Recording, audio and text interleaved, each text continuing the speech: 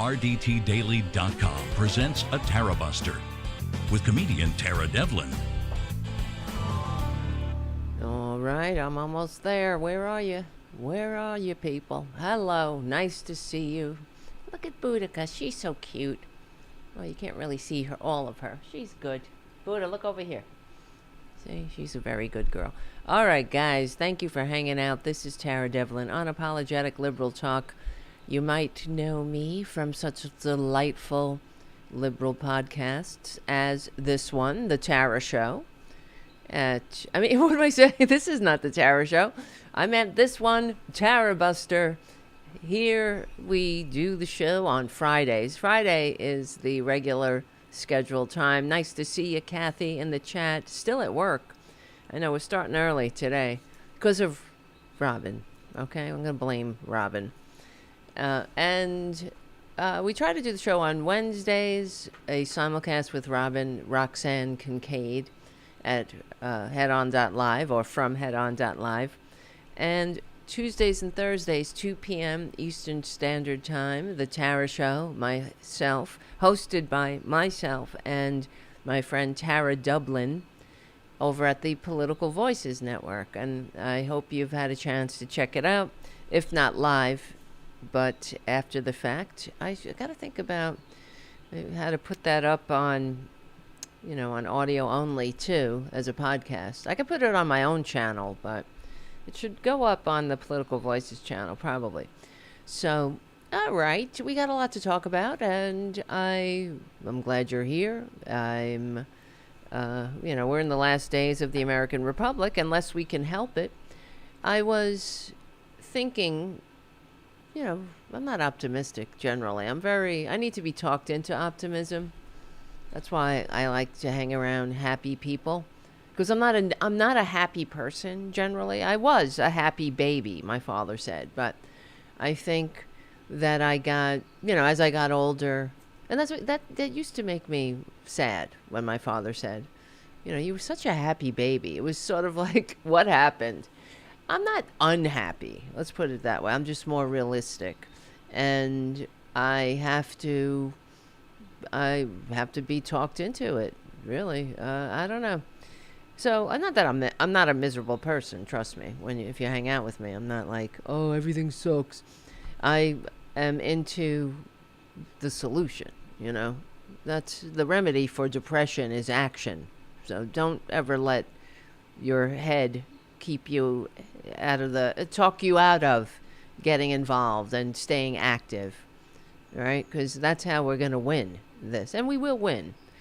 And as evidenced by the fact that the Republicans, whatever they're up to, they got to lie about it. That's how you know they're on the wrong side of history. That's how you know they know it, too. So, if they were just honest and said, yeah, we believe that funneling money into the rapacious gullets of people who will never spend it in a million lifetimes and wouldn't fucking pull a hair for their own grandmothers, much less you or the grand experiment in liberal democracy. We believe that will make a shared prosperity for all and everyone will live in utopia. Then at least I have more respect for them. But they can't say that, and they won't say that. So they lie. And ultimately the game plan is to drag us back to the Dark Ages. This is how evil they are. They don't have enough money. And we'll get into it. Robyn just sent me a text to give her a call. She's ready. Because last time I learned my lesson. And nice to see you, Jim. Thank you for showing up and being the moderator here. And thank you for always being here and being a moderator. And I really appreciate everything you do for me and the channel and for the liberal media. Really, you are a definite important part of it. Because I can't do it without you, that's for sure. So thank you for everything that you do, Jim. Really. And Kathy, thank you for showing up. I mean, this is how we're going to keep going and get the word out. All right. Because that's how it works, man. That's how it works. We're not going to win unless we break through all of the propaganda. All right, let's see. We're still using Skype, even though Skype is going away. But Robyn said, call her on Skype. So that's what I'm doing. Skype is going away. It's going to be Teams in a couple of weeks. That's it.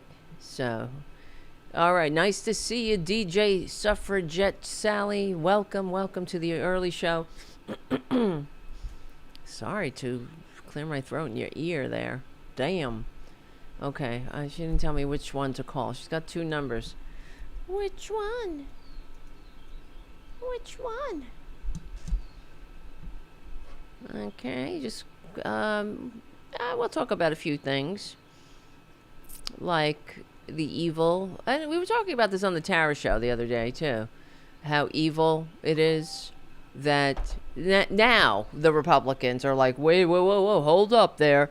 Not when he came down the escalator calling Mexicans rapists. No, right? Not with the coup, the pathological lies. We can go on. But when their money, they lost a little bit of money out of their bank accounts, which are already well bloated, by the way. Okay, we'll get into it with Robyn. I'm calling her up right now. Let's go. Pick it up. It's going to be audio only. She doesn't want to go on video today. She's not feeling it. I get it.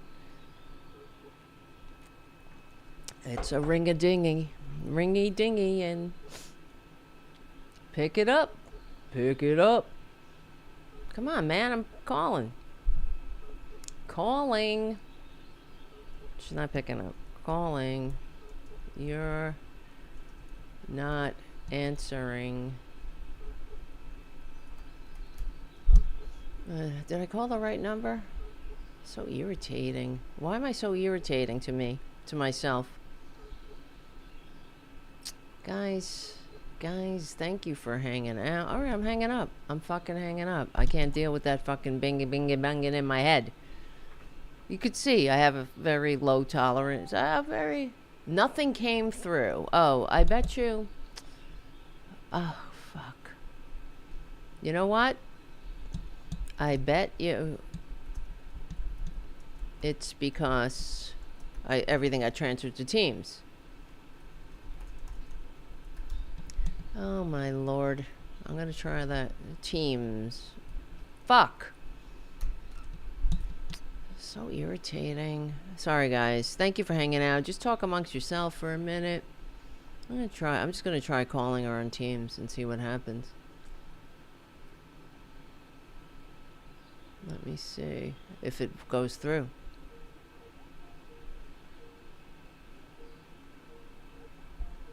Hello? Yeah, I'm calling you on Teams. I called you on Skype and you didn't get it. Can you hear me? Oh, okay, good. I hear you. No, I'm calling you on Teams. The Skype, you said you couldn't hear it, so I don't know. I guess it's just dead now.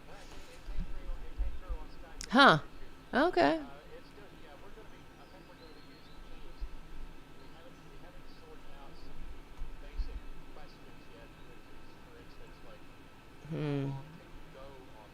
Yeah, hold on. Let me ask. Oh, and no one is hearing you. That's what they can't hear you. Wonderful. Wunderbar.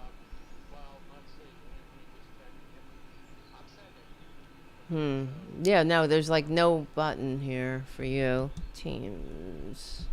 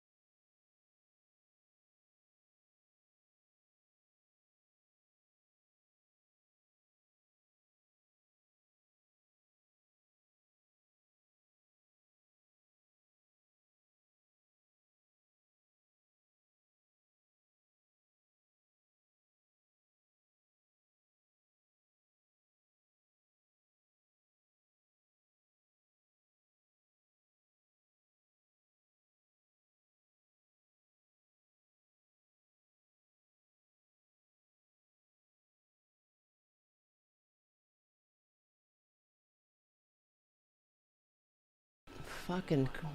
It is your fault. All right. Well, I don't know. I'm sorry. Okay, let me see.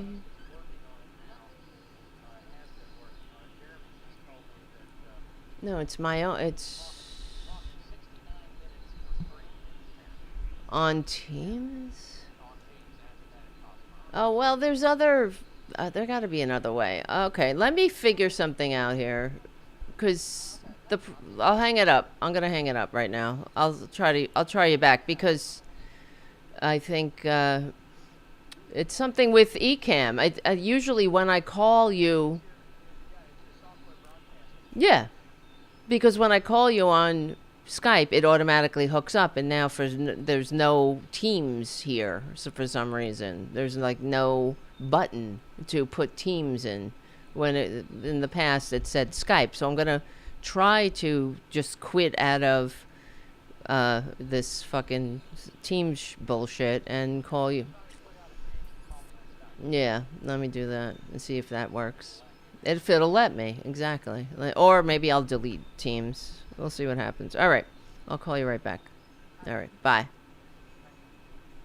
Oh, brother. I'm so sorry. This is so annoying. Why does everything suck? I don't need this shit. And thank you for hanging out. Thank you, guys. No wonder. You know, I say please become a patron. I mean, I don't need this shit. I should just fucking, like... go build a cabin in the woods. You know? Just take my own advice. Now, well, Lee says, I'm getting an email that Lee hears both of us, but I don't hear, I'm talking about the Tarabuster community. Well, Lee can't hear me. All right, let me try Skype. Let me quit out of Skype, quit out of Teams. Teams is off. If I have to, I'll fucking delete Teams. Maybe I should do that. Let me just delete Teams altogether for now. Altogether. Delete Teams. You know how Mac, you could just throw that thing in the garbage. But we have so much to talk about. I mean, we can do it on our own. If it comes down to it, just give me another 7 minutes. 7 minutes, and then we'll do what we'll just go for it ourselves, okay? LMNOPQRS. Where's Teams? Teams. Oh, it should be under Microsoft. That's probably it. Fuckers. Bye-bye, Teams. You're in the trash with the rest of the trash. All right. Skype-a-doodle. Opening Skype-a-roonies. Yeah, we're a self-sufficient group, Jim. Exactly. We can take it. We know how to do this. Okay, now I'm opening Skype-a-rooney, and it's... Let's see what happens. Alright. Let's try it. Trying again. It's ringing. I don't think it's gonna work. It's not connected. Alright, forget it. Whatever. Forgets it. Forget it. It's still ringing. Great. Quit. Oh, fucking Christ. I just want to see one more thing here. Let me just look something up here with Ecamm. Does Ecamm work with Teams? Yes, virtual camera, open Ecamm, using for the first time. What? Start Microsoft Teams, go to settings, devices, and select Ecamm. Oh, there's like a whole fucking to-do with this. It's not like a plug and play like Skype was. Let me see. Look, this is how we roll. We watch tutorials. You see? That's how we get the show going. That's why I say become a patron. Or you can use Ecamm Live with Microsoft Teams. I'll be showing you the basic steps that you need to take to enable this to be possible, but then also having a look at some of the advanced settings that you may want to just check to make sure you are getting the absolute best quality sound and audio. All right, get to and then within settings, the little 3 buttons here for settings. So we're going to click on Let's start Teams, here. Obviously. Now, the virtual mic is something... Oh, this is like a whole process. Teams, this is a 15-minute long video. Your little avatar shot out of each. Yeah, forget it. Forget me not. Okay, this sucks, but okay, let me just text Robyn. It isn't happening. It's not happening. Okay. Listen, let me focus. It's us. We're doing a show. We're together. There's nobody else. It's us. I'm sorry that if you were disappointed. I mean, it says it right there that we're going to simulcast with Robyn, but oh well. Let me start. Let me focus again. Where do we begin? So for the past day, a week, whatever. You know what really irritates me? This is what we were talking about on the Tara show on Tuesday with myself and Tara Dublin on the Political Voices Network. That it took... This is how fucked up this world is. And it has to be called out. I don't hear, even on the corporate media, the normal people media, I don't hear anyone even questioning the immorality of the fact that all of the world's, the movers and shakers of the universe, the corporate oligarch, whatever the hell, everyone born on third base thinking they hit a triple, they're all upset suddenly because of their money. And that has to be, I believe, in the forefront of, she's asking me, can you come in via my phone connection? Or vice versa. I don't know. Can I call you? No, probably not. The audience, let's just forget it.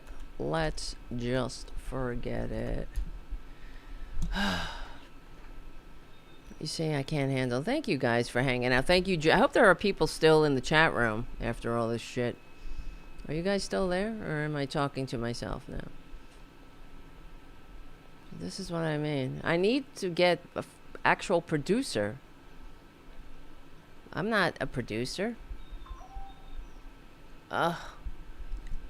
You can't take a phone call. I can, but I have to set it up. And how will you hear me?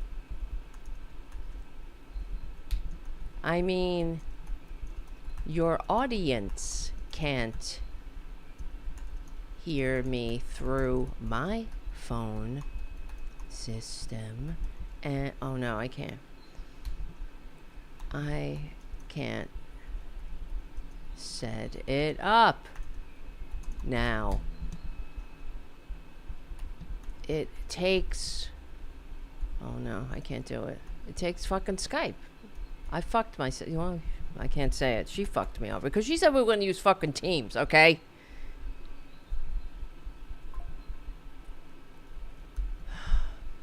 Right? Okay. Calmness. Namyo Horinge Kyo, Namyo Horinge Kyo, Namyo Horinge Kyo. Okay, I'm back. Let's focus here. All right, guys. That's what I don't know. You guys are great. Thank you. You're like my group therapy. You can tell I need therapy, and I'm in therapy. You can tell I have a very short fuse sometimes. And I don't know. I guess it's the injustice of the world, too. It's very irritating. There's so much shit to do. Every time I turn around, I'm fucking like trying to do something with the technology that's not working. It pisses me off. But this was an unforced error. It shouldn't have happened. I did what I thought I was supposed to do.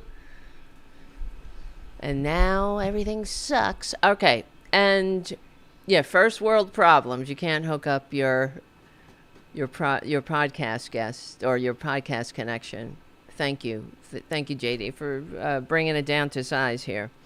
So, all right, this is how immoral of a time we're living in. You know, don't you think it would be, if we were a better species by now, wouldn't the fact that it's all about money be something that we should be ashamed of?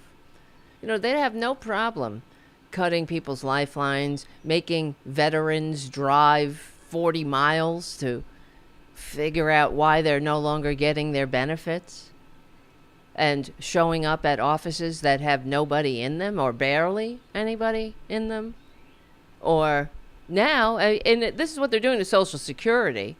They're making it mandatory, a requirement to drive to your local Social Security office that they're shutting down in order to sign up for benefits. So God help you. And this is what the whole purpose, you know, when FDR signed Social Security and said that no damn politician could scrap it, and this is why he made it to belong to everyone, and how that was a purposeful decision to ensure that when you retired, you didn't have to, or if you fell on hard times, if you became disabled, or you became orphaned, or a widow, or you would end up you wouldn't end up on the street. You wouldn't have to depend on the whims of the market, of the greedy, rapacious, disgusting, greed-centered market. To, if, you know, cross your fingers, hopefully I retire, or you retire at the right time when there's a Democrat in office. But now, I hope this wakes everybody up from their stupor about privatizing Social Security. How dare these people? Really? And how dare the media, how dare the masters of the universe and all the millionaires on the corporate media paid by billionaires to tell dumbasses, you know, whatever their party line is. Over on Fox News, they're telling the morons, the people stupid enough to watch that channel, to deliberately consume a channel that had to pay the largest, or was hit with the largest media fine in American history for lying to its viewers, and whose programming makes its viewers less informed than people who watch no news at all. Over there, they're telling them it's their patriotic duty to, you know, suck it up. Just suck it up, and to not pester your betters. You know, only the strong will survive. That's what Trump says. And I wrote this article over at the Political Voices Substack. What he means when he says only the strong will survive, or don't be weak, don't be a panic, whatever the hell he said, panetician. I mean, go away, you goddamn grifter. What he means is shut up and suffer in silence. He doesn't want to hear it. What he means is, oh well, booby, you're on your own, booby. That's what he means. And over on Fox News, because he's emblematic. What's the word? Emblematic of the entire Republican Party. They're disgusting. They don't want to hear it either. And you know what? Another thing we were talking about on the Tara show, how some French politician, I should look up his name because I've been mentioning it, said that Europe, and I don't blame them, you know, Europe has to move on without the United States. Of course they do. How could you depend on the United States? And you know what was so ironic? Because you guys know not ironic, it's just sad. It's a sad statement. So I work as a freelancer. It's a fucking, nightmare, really. But I have to pay my taxes, periodically. So I go on and I pay my taxes. So I still always have to fucking owe money, but whatever. and it's very annoying. So I go on to the IRS website and I pay some, whatever, throw some money into the IRS website. So, adds to my tab over the year. And it said, I should look at it. It said, this money or whatever the fuck. Oh no, I'm thinking of something else. It wasn't the IRS website. It was on my my regular account because I had to send money over there. Whatever. I'm getting confused with the story, but the point is, it said that your money, basically, when you go into, I'm looking at it now, when I go into my account online in my phone, it said, this account is backed by the FDIC, the full faith and credit of the United States government. Insured by the FDIC, the full faith and credit of the United States government. Now, I read that with, a hint of sadness, with a sense of sadness, to see that what's the full faith and credit of the United States government? It used to mean something. It was backed with the assurity that, you were going to get your money, that we are as good as our word. Word is bond for the American government, right? We're not run by effing con men and grifters. Maybe not completely, but at least we're trying. We have a really incredible blueprint of progressive ideals which to follow and to kind of what's the word? I can't think of words tonight. To ascribe to. Is that the word? You can tell me on the chat, JD. Because you're from England, so you know how to talk. I don't know how to talk. I live in this fucked up country. So, yeah. And what's the full faith of the United States government? Full faith and credit of the U.S. government? Now, okay, let me show you here. Let me go to the Political Voices Substack. If you're not, and I'm not just saying this to get you to go over there and become a whatever, but you should. If you cared about me in any way, you would.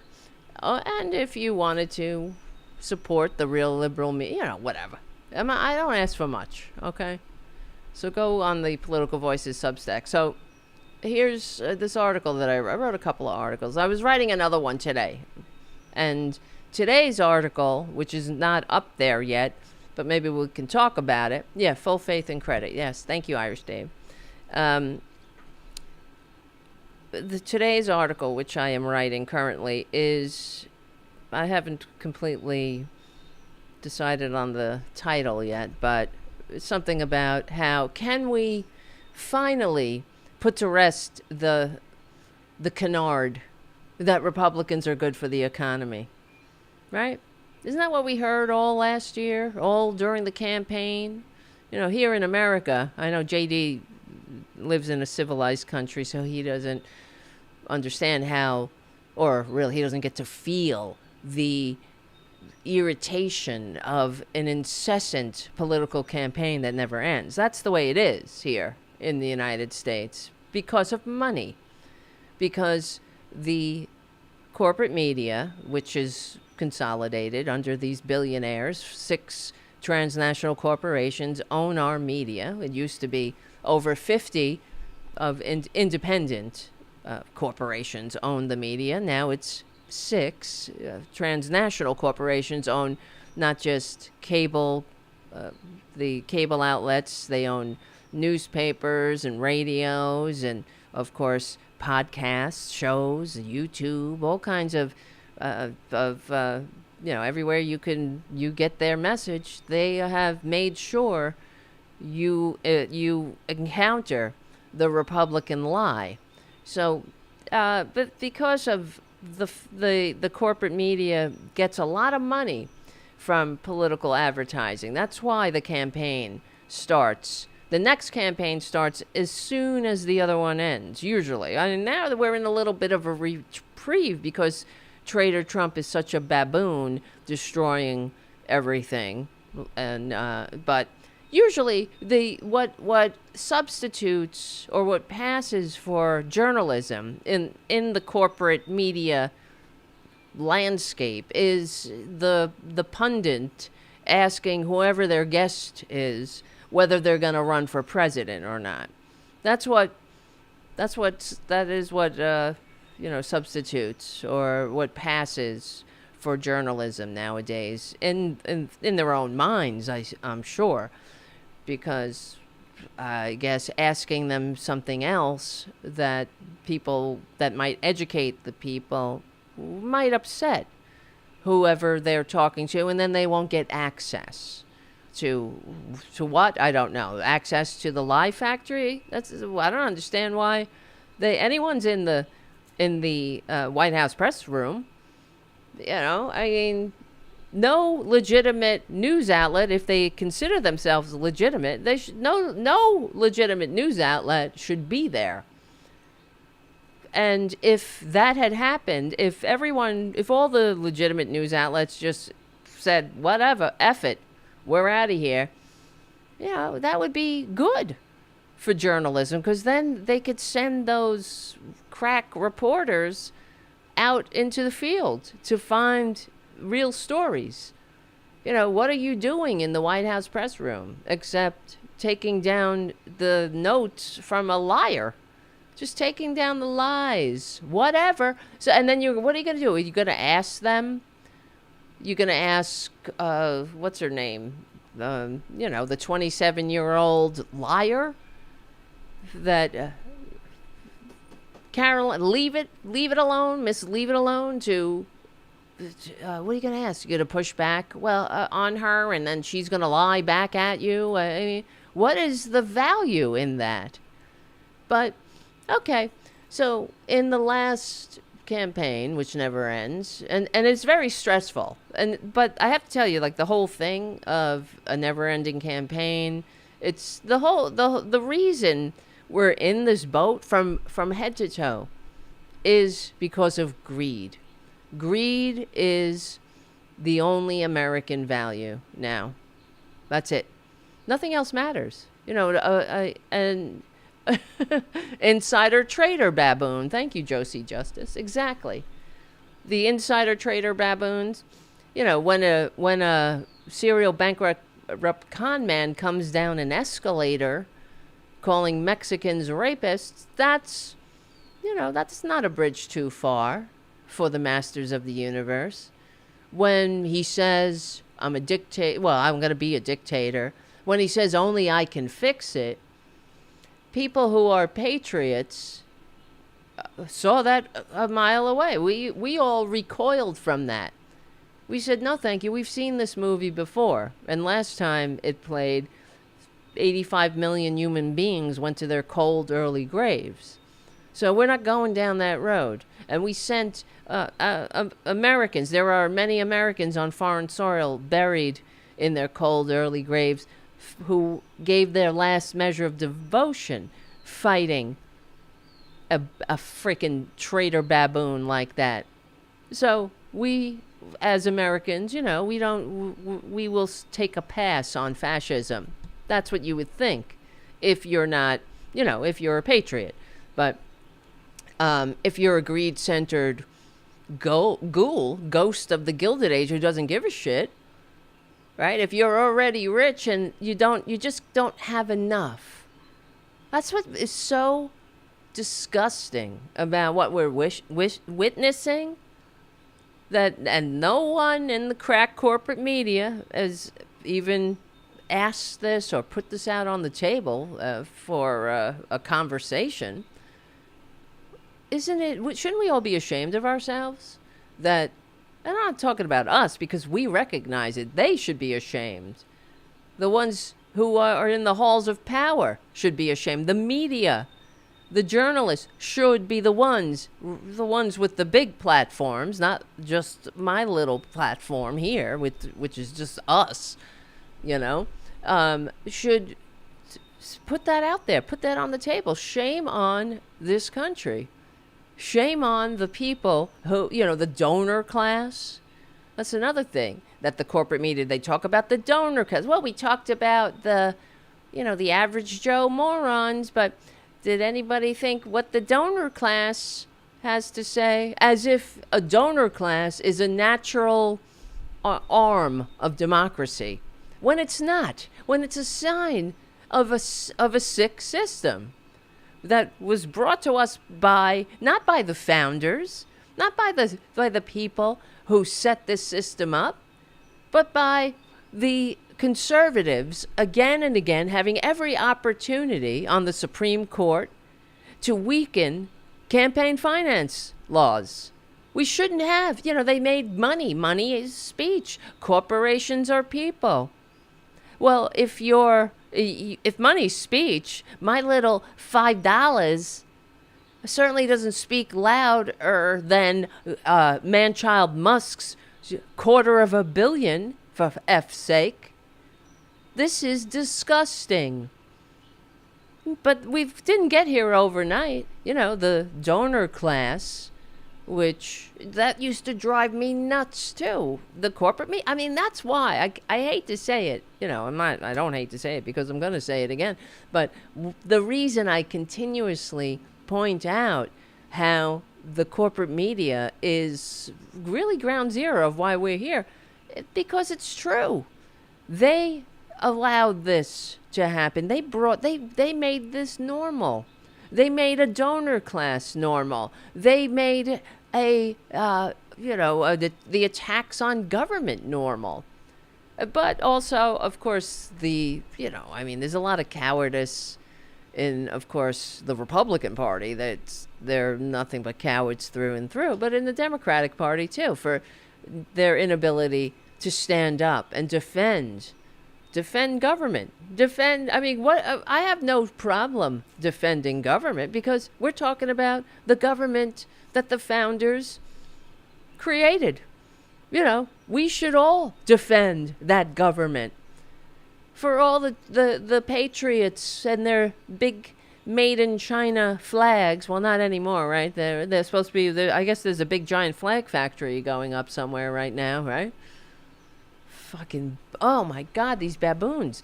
But I know the word. I love that word. What can I say? I've latched on to the word baboon, and I'm running with it for now until we find another word that it'll happen.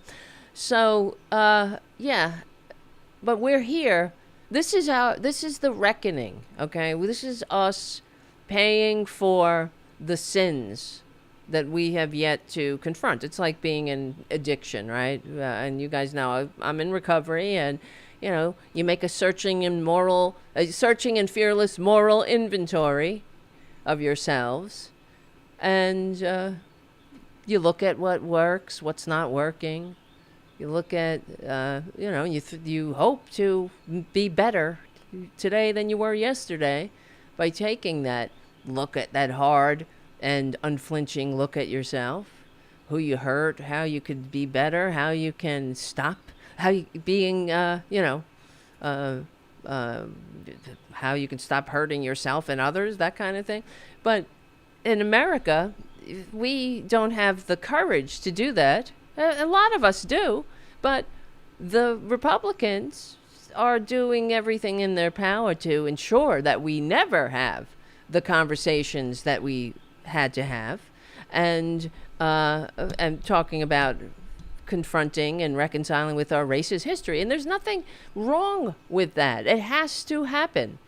We have to look at the fact that the American experience definitely it varied according to skin pigment, or whether you're male or female, or so many other factors, of course. And the closer we get to trying to rectify that or reconcile that, that's why the Republicans are doing everything in their power to make sure, under the guise of I guess no racism doesn't exist, or this phony bullshit reverse racism, picking on white people, that's racism. Having a conversation about Rosa Parks That's racism. It's absolutely disgraceful. But that's a conversation that has to happen. And the fact that we have not had, and I'm not even talking about just what's happening now, but the fact that we are, not all of us, of course not us, but the 71 million that voted for Trump, shame on you. And a lot of them voted for this fucking baboon because he's got an Audi, not an innie, or so they say. I mean, Stormy has a lot to says there's a lot to be, much to be desired there, right? But the fact is, this country, many in this country, would rather have a serial bankrupt con man, carnival barker that destroyed everything he ever touched, over a competent woman. And, shame on you for that, which says everything about how, I guess, just like I've been saying all along, it takes a level of maturity to function in a free democratic society. And it takes a level of decency. It takes a level of, morality. All of these, the basic level of decency and morality and maturity, Republicans just don't possess. They can't reach that level. So, of course they want this big daddy to save them from the scary, complex world of others who don't know their place. And we are reaping it now.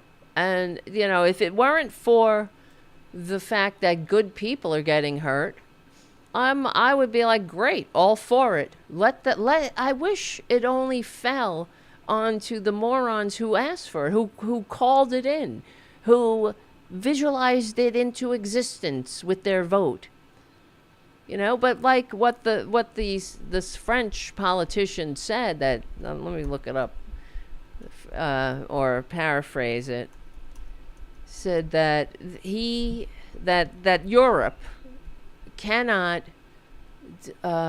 Europe has to move on without the United States, because we can't count on or hold our breath every 4 years or so and wait for some idiots in Wisconsin to vote, to figure out which way we're going to go, which way the wind's going to blow. And I feel the same exact way, too. Because, living in a blue state, that is, nothing's perfect, of course. Things that are run by human beings will never be perfect. There will always be people who are selfish and incapable or unfit or don't have the best, interest at heart. But here, where blue states, where people believe in government, the founders fought a revolution to create and entrust to us, where we're not as triggered by people's skin tones or difference. And we learn to live with each other, and we not only survive, we thrive with each other. So it's not that everything's perfect, nothing is. So, but it's, you try to do better every day. And when it's not perfect, when the people are acting in their selfish interests, you try to root them out. That's what you do, right? So anyway, here, where things are functioning, I don't want to have to count on or hold my breath every 4 years because of some idiots in Wisconsin either. To tell you the truth, I'm really sick of it. I'm sick of being led by this minority death cult. And yes, there's still a minority death cult, even though the con man won this time. Not the first time was despite receiving fewer votes, he stained the White House. But this time, he didn't receive the most votes. Don't let the con man fool you. He got more votes than Harris, but he did not receive the most votes. more people voted against him than for him. And I'm sick of hearing not just him talking about a mandate, but the corporate media. They never go back. Even when this leave it alone asshole in the White House press corps talks about a mandate and the popular vote, no one will ever correct her and say he didn't win the popular vote.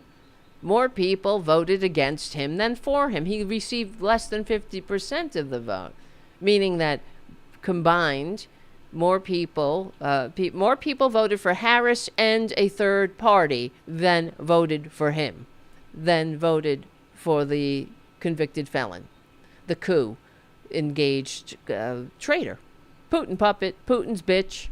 More people voted against Putin's bitch than for him. And he is Putin's bitch, guys. We know that. When you look at everything through that lens, it's quite clear how he's a compromised agent of a foreign dictator. How dare anyone, vote for him? His longest running serving chief of staff said he has a fundamental disdain for American values. Well, I put it to you guys, so do the 71 million Americans who voted for him. How can you not? How can you not have a disdain for American values when when you saw the coup, when you saw when you heard the phone call of Trump saying, I need you to find me the votes to win. There's nothing wrong with saying you recalibrated. Nothing wrong with going out and saying you recounted the votes and oopsie doopsie, I made a mistake. Trump actually won. Nothing wrong with stealing the election. That's what he's saying. Oh, witch hunt, right? Witch hunt. I'm so sick of this fucking timeline that we're on. And the apologists for everyone that voted for him. Shame on you all. There has to be an accounting. There has to be a reckoning. Like after World War II, the French women who slept with the German soldiers, there was a reckoning. They ended up in the town square getting their heads shaved. I'm not saying that's what we do to the Trumpanzees, but you can't just be like, all right. I don't know. Unless they wake up. They got to wake up. Or what's the option? Are we just going to give it a pass again? Oh, well, their 401ks, they lost their job. Their mommy's back at their living, their mommy, with their 85-year-old mother with dementia. They have to have them in their basement now because they don't have Medicare. I mean, this is the kind of shit that's happening. So what do we do? That now they see the light? And that's okay. But when the guy came down the escalator calling Mexicans rapists, you were cool with that. When he sent a mob of losers and traitors and Nazis, proud assholes with shirts that said Camp Auschwitz and things like that. Disgusting people, the worst human beings, dumbasses who beat cops, who defecated and urinated in the halls of the citadel of democracy. You're cool with that too. God, how dare you? Shame on you. Really, right? Am I wrong here? You could give me your opinion in the chat, of course. If you feel otherwise, let's, I'm open to talking about it. Thank you, Elise, for your super chat and for everything else you do to keep the show going and growing. But I'm talking about the, as I was saying, to the super chat. Thank you for your super chat and for everything you do. So I wrote this article over at the Political Voices Substack. Let's see. I'm going to go through it a little bit.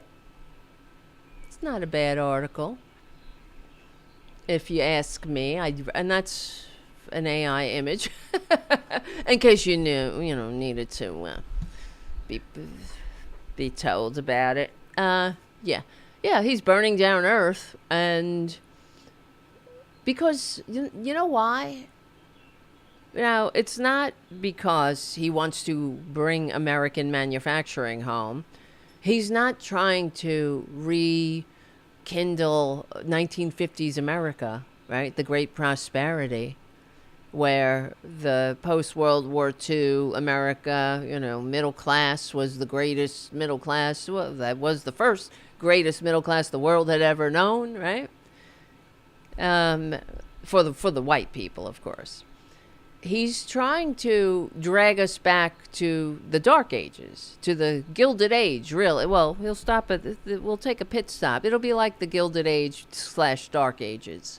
That's what he's trying to do. He believes in this shit. He thinks that this is gonna, what he does is going to end up bringing money here, even though the American people are the ones who pay, and he's going to get to eliminate taxes on the rich this way. Okay? That's the plan. But anyway, what I wrote was, really, he's doing it as revenge. Okay? Let me just read a little bit, and you can tell me if you agree or not. As we watch the As we watch the orange-hued, bloated specter of American decay waddling off to the greens while the economy he just napalmed smolders in the background, let's not kid ourselves. This is not about making a strong and economically vibrant working-class majority. It's about retribution. The man, known for destroying everything he touches, is determined to leave America and the world in shambles. In his last maladministration, the tax cheat who once declared more losses than every other single American taxpayer blew up the debt the Republicans pretended to care so much about to enrich his billionaire buddies. That's what he did last time, remember? But the corporate media, of course, had to go on about how everyone thinks Republicans are so great for the economy, but okay. Never reminding the idiots that, he left us with $8 trillion deeper in the hole that the Republicans pretend to care so much about. So, and I continue, the man who inherited a great economy from Obama then so botched America's pandemic response that he left his successor the worst jobs record since Herbert Hoover is back to finish the job of turning what's left of the American middle class into the more malleable and easily exploitable working poor. So, this is the game plan. He's a dumbass. He is a disgusting, malignant narcissist, and he's getting off on the fact that everyone is saying his name, that everybody around the world is thinking about him. Okay, so and that's great for the oligarchy. They're using him as their blunt instrument. So let me continue. You tell me if you think I'm wrong. To add to our nightmare of having a dotard devoid of human decency at the helm of the most powerful nation in the history of the world, Trump is owned by billionaire sociopaths. Elon Musk, Peter Thiel, and the other America-hating ghouls behind Project 2025 don't respect their pet president. They use him. Because Trump, in all his malignant narcissism, is perfect for the job. He doesn't just not care about the pain he's inflicting. He's reveling in it. Of course he doesn't care. He's incapable of it. Donald Jesus Trump, the walking id of late-stage capitalism, is the living embodiment of every rotten impulse in the American experiment. The malignant narcissist who spent decades seething outside the velvet ropes of Manhattan's elite, mocked for his gaudy, disco-prowling persona, is now in control. The grasping narcissist who posed as his own publicity agent, John Barron, remember that? Attempting to convince a New York reporter to write an article about how Trump has many relationships with A-list celebrities and claiming that Madonna wanted to date him. This is what we're dealing with. He now has the entire world buckling under his unquenchable thirst for attention. And as I was reading that and writing it, I thought about Elon Musk. Same thing. I wanted to go over, maybe we'll do that after this, what happened last night with Elon Musk. He played Path of Exile 2, this game that he pretended to be in the top 10 gamers in the world. And he was mercilessly trolled as he was playing, and he was getting very triggered by it. But it's the same thing. It's in the same world of Trump pretending to be his own publicity agent, calling up reporters saying that how amazing Trump is, how amazing my client is. I mean, right? My client Trump, he's so great. Everyone wants to date him. Madonna wants to date him. And it's the same. That's the same ballpark as that other, narcissist, malignant narcissist, thirsty for attention, needy bitch. Elon Musk, all of them. They're not smart. They're not geniuses. They're nothing that they say they are. They're not. Trump's not a successful businessman. Elon Musk, where would he be without his government contracts? He just received billions more from the government, us, while he's firing our fellow Americans and making it harder for us to get services in our country. He's a guest here. He's not. Now he's a citizen. Fuck him. He's not a citizen. He hates this country. He's a citizen to steal. Oh, God. If anybody needs to go to a desert island, it's him. But, okay, the same global leaders who once laughed at Trump, the educated elites who saw right through his con, the decent people who recoiled at his cruelty, like us, we all have to deal with him now. That's what he loves. You see? He's doing this because he can. He wants everybody to suffer. He wants everybody to hurt. And because he likes the attention. The sociopaths that control him are, and obviously they do control him because he put the tariffs on a 90-day pause. You can't tell me they're not insider trading over this shit. Of course they are. Of course Trump is. Of course all of them are. But this is, they're using him.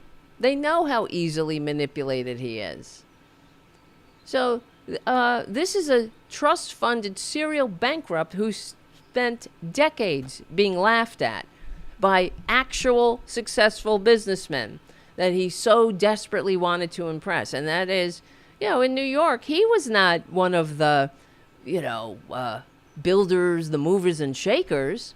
Here, the real estate magnates or whatever. He was a carnival barker. No one was like, the real people that build New York, the real estate movers and shakers. They weren't like, wait, we got it. Where's Trump? We can't start this meeting without Trump here. No, he was a joke. They laughed at him. That's why, he was never invited to the inner circle. That's why he had to be put on an allowance by banks. He had to go to Russia and get in bed with the oligarchs. And of course, he was turned into a Russian agent, a Russian asset, whether he knows it or not. I mean, he's a useless idiot. And yes, I use the term deliberately. I know. He's not useful. What useful? There's no one that has, at least we presume to possess human DNA, that's been more useless, that's been more detrimental than that friggin' con man. I mean, there's been a few contenders. I don't know. I guess Hitler is still up there because of how many he killed. Give Trump time. He's chipping away at that record. He's got a pretty good head start from the last time. So now, the real businessmen, now he has them by the only thing they truly cherish. Excuse me. Let me start over. Now he has them by the only thing they truly cherish, their bloated bank accounts. Right? Now they need him. Now they beg him. They have to call him sir. The same people who once mocked him now have to think about him. They have to include him in their plans. For that hit of narcissistic supply, Putin's favorite puppet is burning down the post-World War II democratic order. And this is something he put out on his Tripe social. The United States has a chance to do something that should have been done decades ago. Don't be weak. Don't be stupid. Don't be a panickin. A new party based on the weak and stupid people. Fuck you.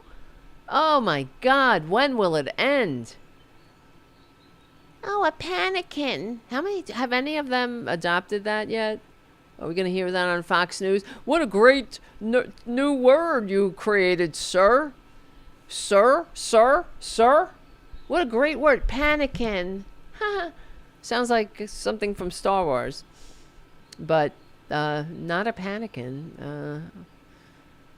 Anakin Skywalker? Isn't that Darth Vader? Right. Be strong, courageous, and patient. Yes, be strong while we cut your lifelines, while we drain your bank account, while you lose every opportunity to increase your wealth or have a better life than your parents or your grandparents. Just be strong, says the greatest grifter on earth, squatting in the White House because of the 71 million morons that didn't like that woman, that uppity woman who knew what the fuck she was doing. Damn, can't have that. These people, you understand? I mean, I hate to say it, they really are incapable of functioning in a free democratic society. That's why we have to educate them. I mean, whether they are educatable or not is kind of besides the point. We have to bring them along kicking and screaming like we've always had to in general. But we gotta really take back the country through, the progressive ideals that not only built the American middle class, but created the American experiment to begin with. To return to the progressive ideals of the Enlightenment, but include everybody this time. Unapologetically embrace education and retirement security, decent working conditions, decent middle class life. It all comes down to what is the meaning of life, for sure. It's not to make Elon Musk and Peter Thiel rich. I know they don't believe that, but they're sick. They're sociopaths. So is Trump. And you don't want to shape your society around sociopaths. They're aberrations. Sociopaths are people that end up, what? I mean, you don't want, they're not your, somebody, it's not like people are building statues to Ted fucking Bundy. Fuck's sake. Or, I mean, they are the worst parts of the human condition. Selfishness. The search for the superior moral justification for selfishness. That's what we're dealing with. It's not okay. This is not normal. We don't want to live like that. This country is supposed to be the antidote to greed and selfishness. The greed and selfishness of a few. That's why it's up to us, I guess, since the corporate media won't do it, to point out the obvious. Shame on you. Shame on everyone who's now seeing the light. oh, I see the light because I lost some money. But I didn't see the light when they attacked. First they came for, pick a group. First they came for the trans people. First they came for the Mexicans. Then the trans people. Then the gay people or whatever, just the disabled or the government worker. But I wasn't a government worker. So, oh well. Well, now my 401k is dwindling. So now you see it, but you didn't before. I mean, shame on you. Really. No part of this is e pluribus unum. That's why it's so disgusting and needs to be pointed out. We can't have a functioning democracy with everyone so goddamn selfish like this, with not seeing the light, not seeing past their own eyelashes, unless they're looking in a freaking mirror. Yeah. So when Trump tells Americans, as I wrote here, when Trump tells Americans buckling under his disastrous tariffs, his gutted social programs, and his deliberate sabotage of our services to be strong, what he really means is suffer quietly. He doesn't want to hear it. Like in the good old days Republicans are dragging us back to, it's now your patriotic duty not to pester your betters with your problems. E pluribus unum is for the woke and the weak. In the new, quote-unquote, great America, forget the general welfare, freedom means we're all on our own. Do you feel free? Only the weak will fail, says the weakest little thin-skinned bully ever to inflict his manias on humanity. Of course, what he really means is, oh, wait, did I write this? I need to edit that. If you're, it should say, not rich, you're weak. See, there's a typo there. If you're not rich, you're weak. It's an invitation for the truly weak to join their God/Savior in his pathological selfishness. Really, that's what it is. It's his Trump giving permission to the other selfish Americans to not give a shit about anybody who might need something. We all need something, though. Isn't that the truth? That's the human condition. No one ever, not in the history of Earth, of the human species, no one has ever been a rugged individual. That's for sure. Not a one. Every single human being depends on others. We have all been at a point where we need help. And we all have needed help, and we will, and that's how it goes, forever and ever. That's the human experience. We need each other. We're created that way. There's nothing wrong with that. That's the way it's supposed to be. And that's why, all these Republicans who claim to love Jesus so much, I always wonder about how, won't they be surprised if it's true, which I'm sure it's not, if they get to the pearly gates and they find out that, trans people were there, maybe put there so they could exercise some compassion, some understanding, that they could, help them and not hurt them and, welcome them into the community of humanity without, in spite of their maybe Republican, their fear, the Republican fear, they would not be afraid, or, they would exercise or maybe evolve a little bit, teach themselves to, not be horrible to others who are different. Won't they be surprised when they find that out?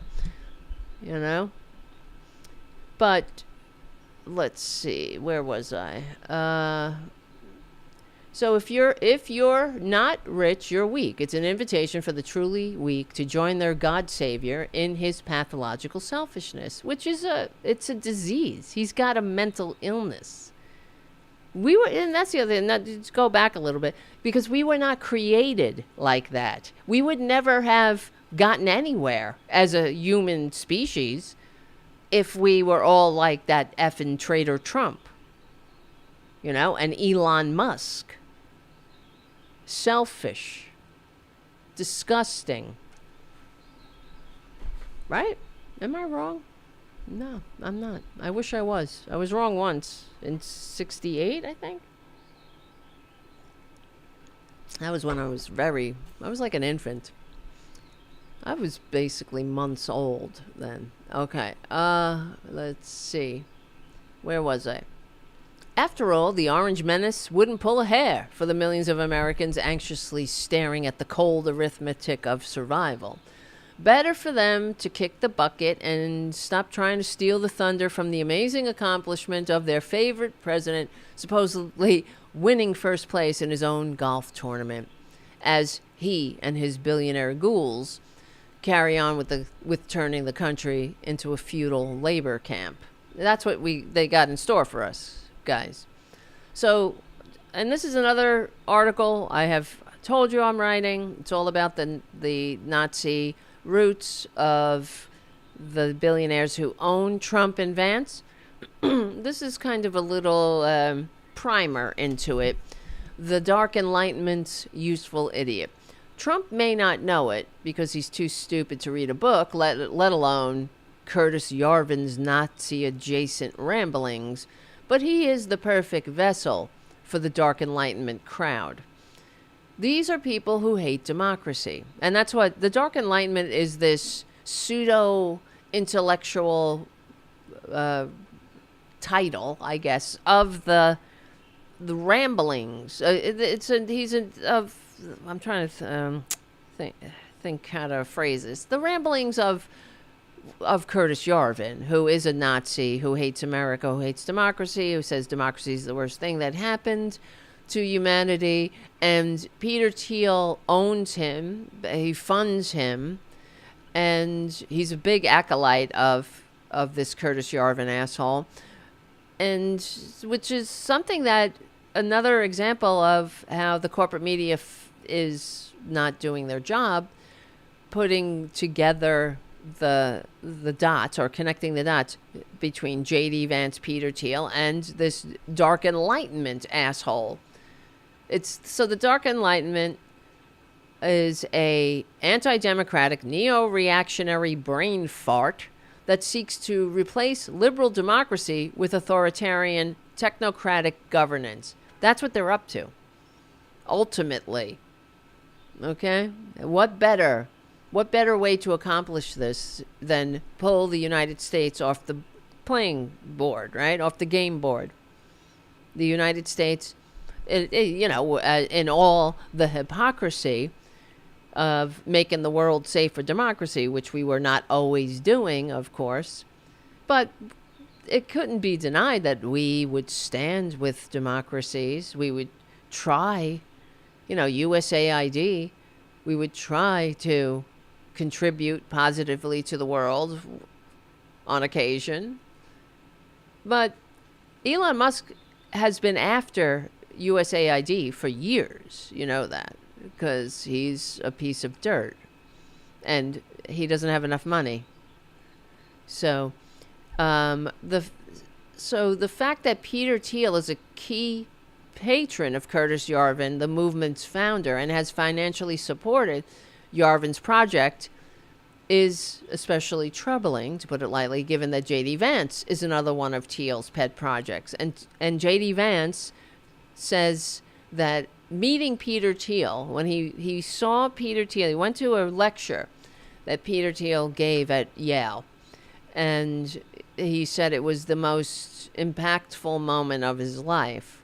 And he wasn't lying, because from then on, Thiel funded J.D. Vance's entire life. He funded his pre-politics life and his post-politics life.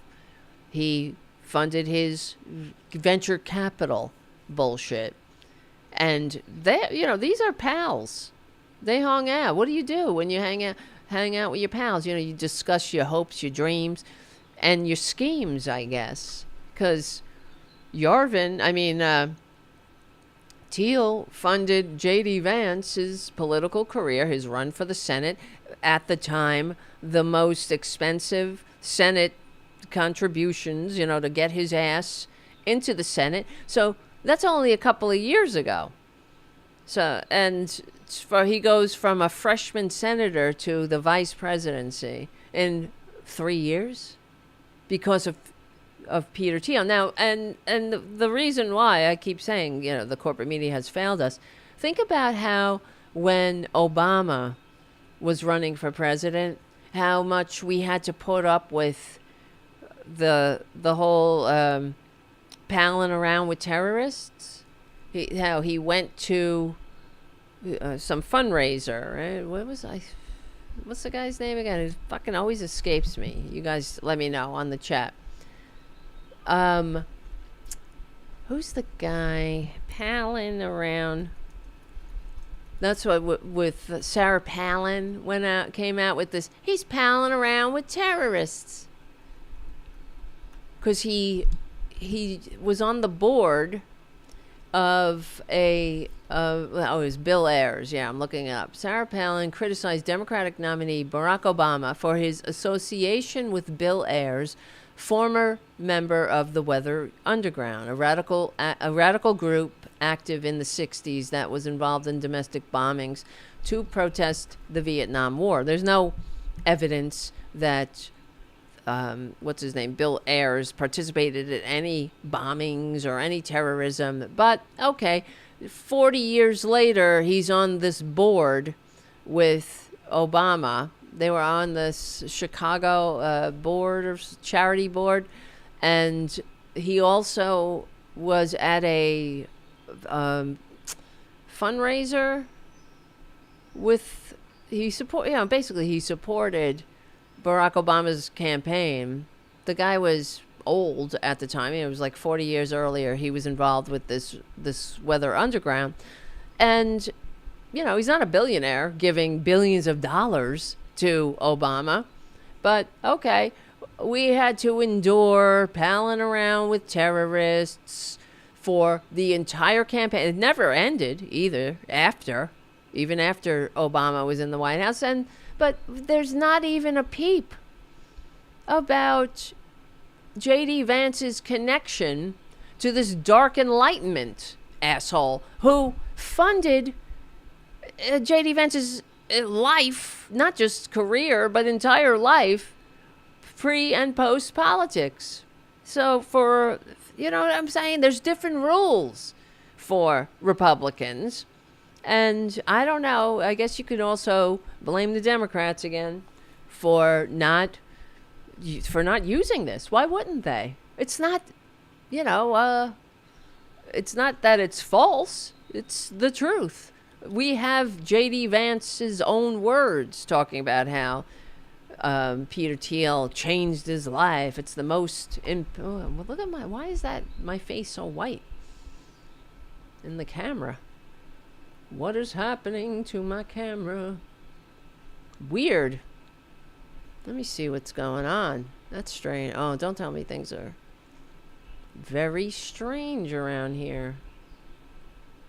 It's like very weird. Holy shit. How do I fix that? Motherfucker. Let me see. Very strange. Strangey strange. Let me see. Reset my camera. Still. No. Zoom in. No. Too close. Wow, don't get that close.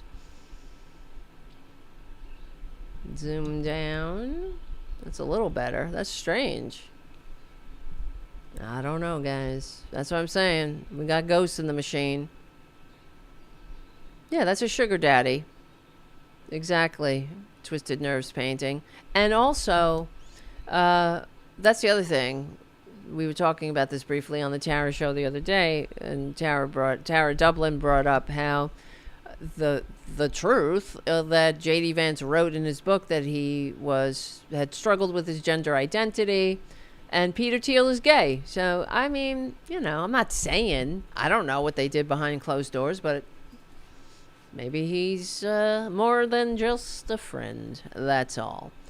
But, of course, J.D. Vance, whatever. They live very sad lives, these closet cases. I don't doubt that he's a closet case, given his pathology, the way that he's so obsessed with what men should do and what women should do and what everybody should be in their place, in their hierarchies, or otherwise it's a sin or whatever.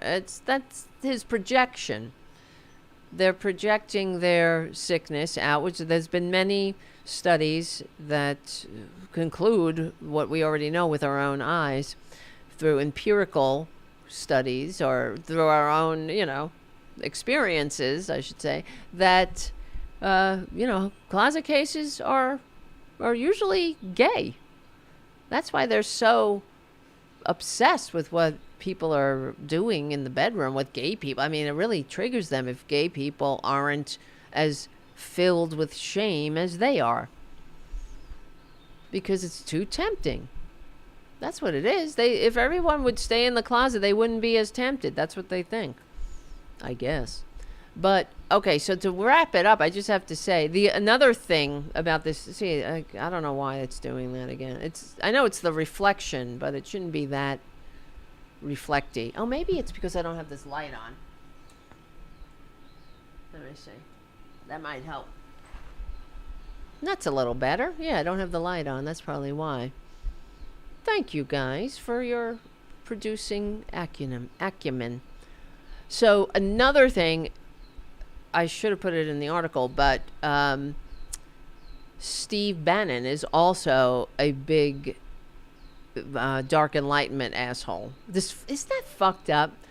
You're fucking evil. These people are evil. They are acolytes of a movement called the Dark Enlightenment. The Dark Enlightenment, not the enlightened enlightenment. The Dark Enlightenment, where we go backwards. Where the Enlightenment is just shit on, like they shit in the halls of the Capitol. Oh, God. I hate them all. Legally and peacefully. They're so horrible. And the other thing is, why don't they just go? Go to a desert island. There's this other thing. I was looking it up when I was researching this Curtis Yarvin asshole. He's supposed to be some tech fucking asshole, some genius. Let's see. Where is it? Yeah, here it is. Here's many articles. Curtis Yarvin says democracy is done. This is him. He looks like who's that guy? Bob Dylan or something? Isn't this creepy? They did to his hand there. That's Curtis Yarvin. Democracy is done and powerful conservatives are listening. That's what they believe, ultimately. So if we had to listen to Sarah Palin going on about Obama palling around with terrorists, we don't get to connect the dots with this Curtis Yarvin from Peter Thiel, who gave J.D. Vance like $15 billion. Am I? Wait, let me look that up before I thought it was, maybe it was less. Hold on. Let me see. How much did...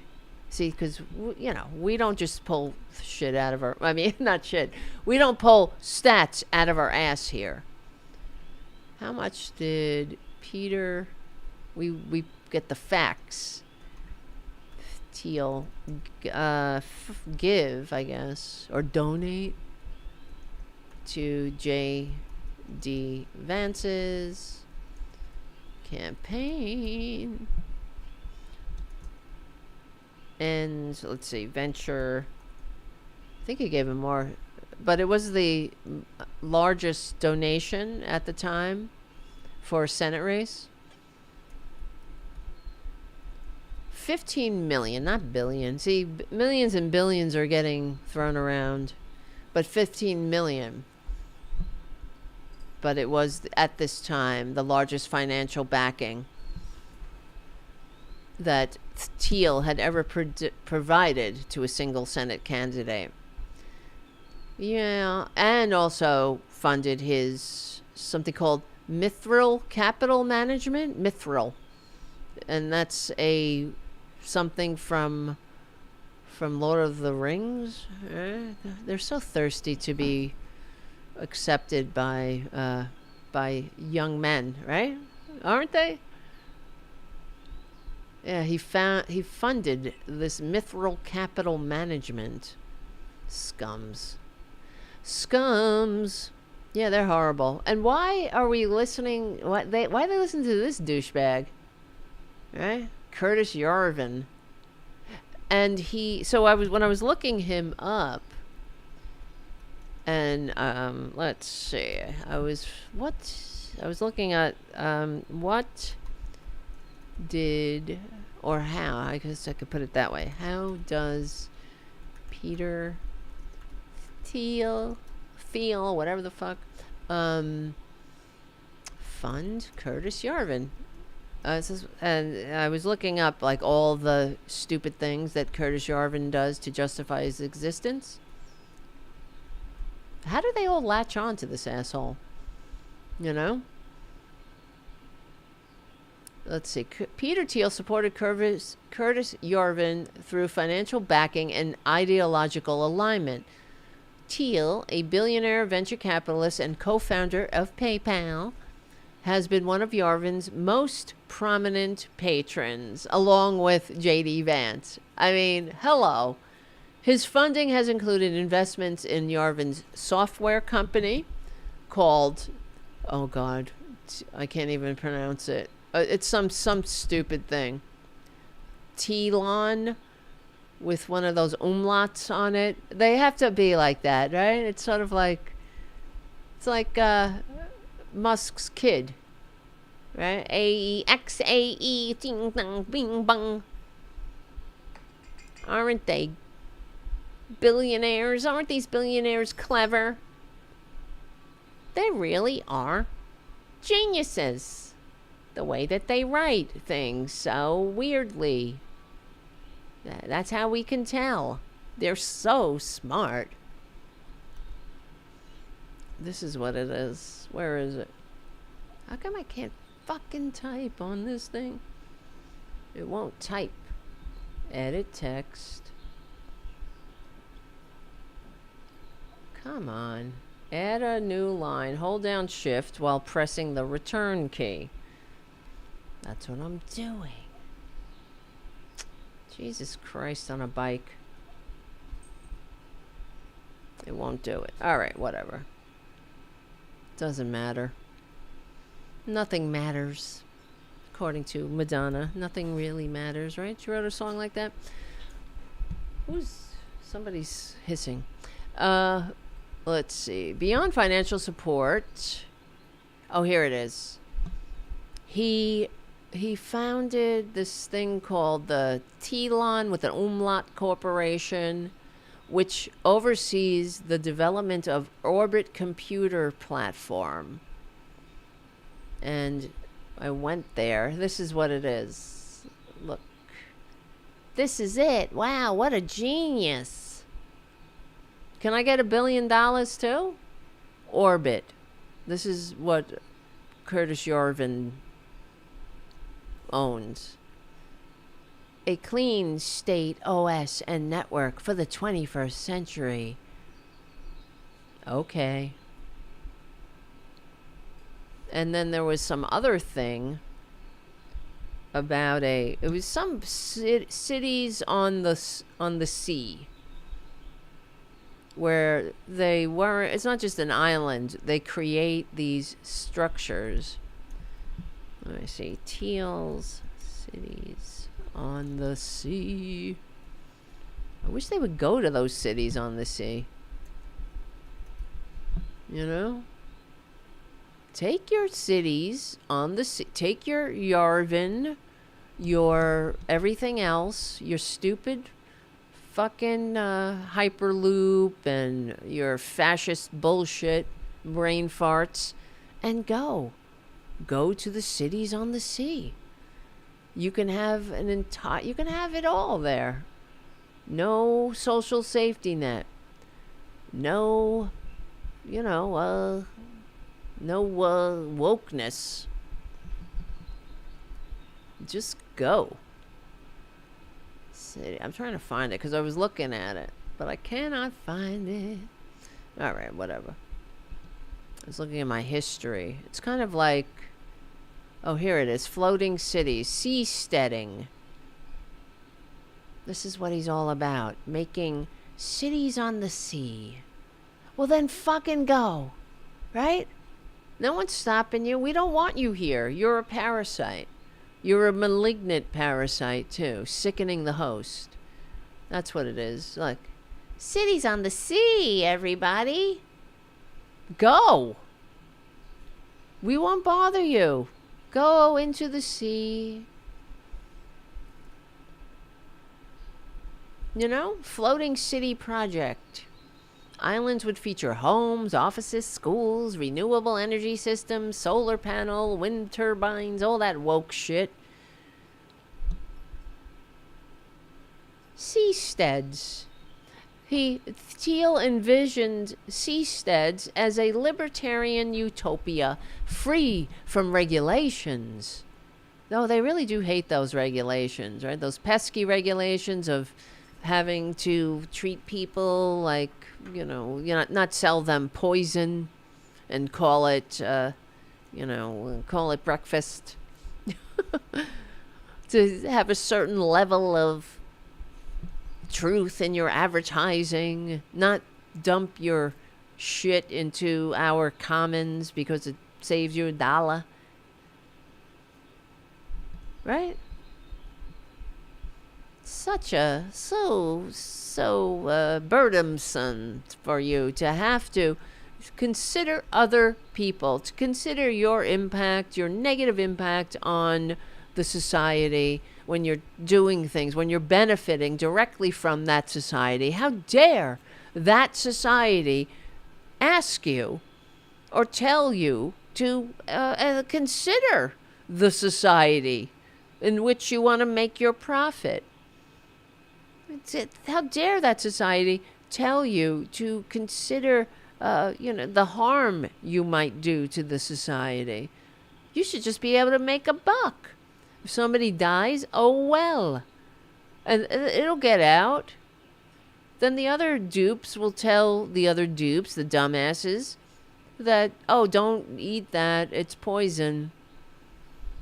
But why should there be a regulation telling people? I mean, if you want to sell a car that blows up, and people don't want a blowed up car, then it'll get out eventually after many of them blow up.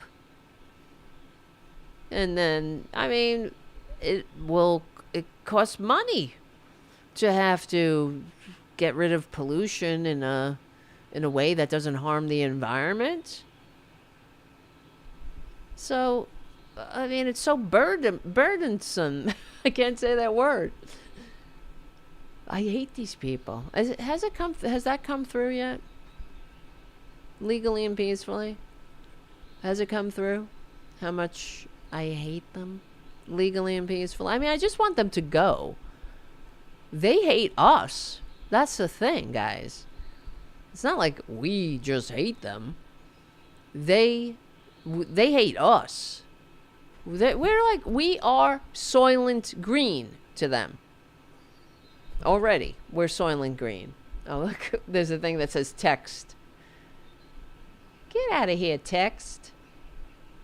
Where'd you come from? So, where was I? Where was me's? So, become a patron. See, when I have a pause, my brain just goes right to become a patron. Become a patron. Check out the Substack. Subscribe to the Substack. Will you do that? Will you do that? Do I ask too much from you guys? You guys can be honest with me. Everybody good? Everybody good. Yes. Jim, you're hilarious. Seastead, a.k.a. personal drowning booths. I love it. It's so true. But nobody's going to come get you because there's no regulation. They have no services. There'll be no rescue squad to pull you out of the sea. You got to buy one. That's the way. That's the world they want, you know. If you want your house not to burn down, you got to buy a fire department. I love that. Yes, a text box with text that reads text. Yeah, just keeping it simple. Where was me's? Where was I? Do you know what I'm talking about when I say subscribe to the Political Voices Substack? Did I put that in the chat? Or in the thingity things? I think so. Well, if you go to, I don't know. Here, I'll put it right here now. The articles are in there.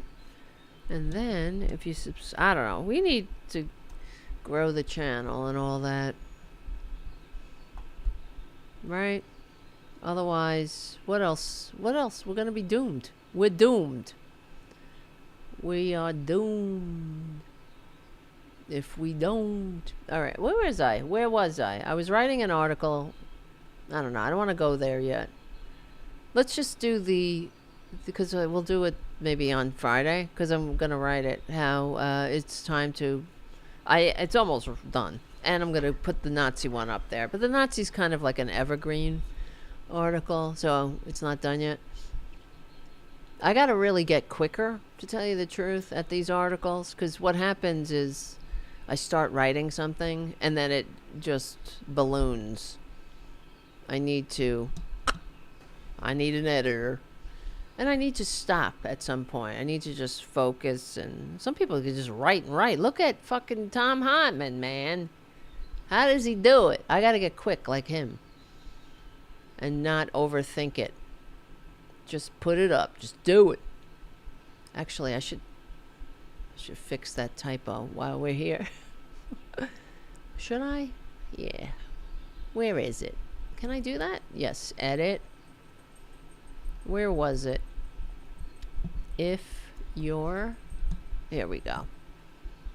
I'll do that. Let's break down the fourth wall. Since you're watching, we'll do it right here. If you're not rich, see, not rich. Update. Boom. Political Voices back door images. All right. Let's see. Okay, did you guys see? Oh, you all know I hate Elon Musk legally and peacefully with the heat of 1,000 blazing suns. Did I ever tell you that? He's the poster child for the reason that, well, he's the poster child for the fact that billionaires shouldn't exist. And he's a fraudster. He's just like Trump. He's a grifter. He's not a genius. He's born on third base, thinking he hit a triple. He's a sociopath, just like Trump. And he doesn't give a shit about anybody. But just like Trump, he is very thirsty for attention and needs a lot of it. And he wants a lot of attention from young men. I guess Trump doesn't care about the young men part. But Elon Musk is in his 50s, and he really wants to impress young boys, adolescent. He's a man-child, and he's not a genius. And this is another example. He's not a genius. Oh, and I also wanted to. Where's this other thing? Let me see. So, he fired a bunch of people at Tesla too. Fires Tesla recently, like in the past week. You know why? I bet you're way ahead of me. Because the stock went down. So if the stock goes down 20%, according to Musk, It's the fault of the, not just the fault, how you make money is you cut staff. Not that even putting, it doesn't even cross his mind to fuck off to the woods himself, right? Tesla, you know how much better Tesla will be without him?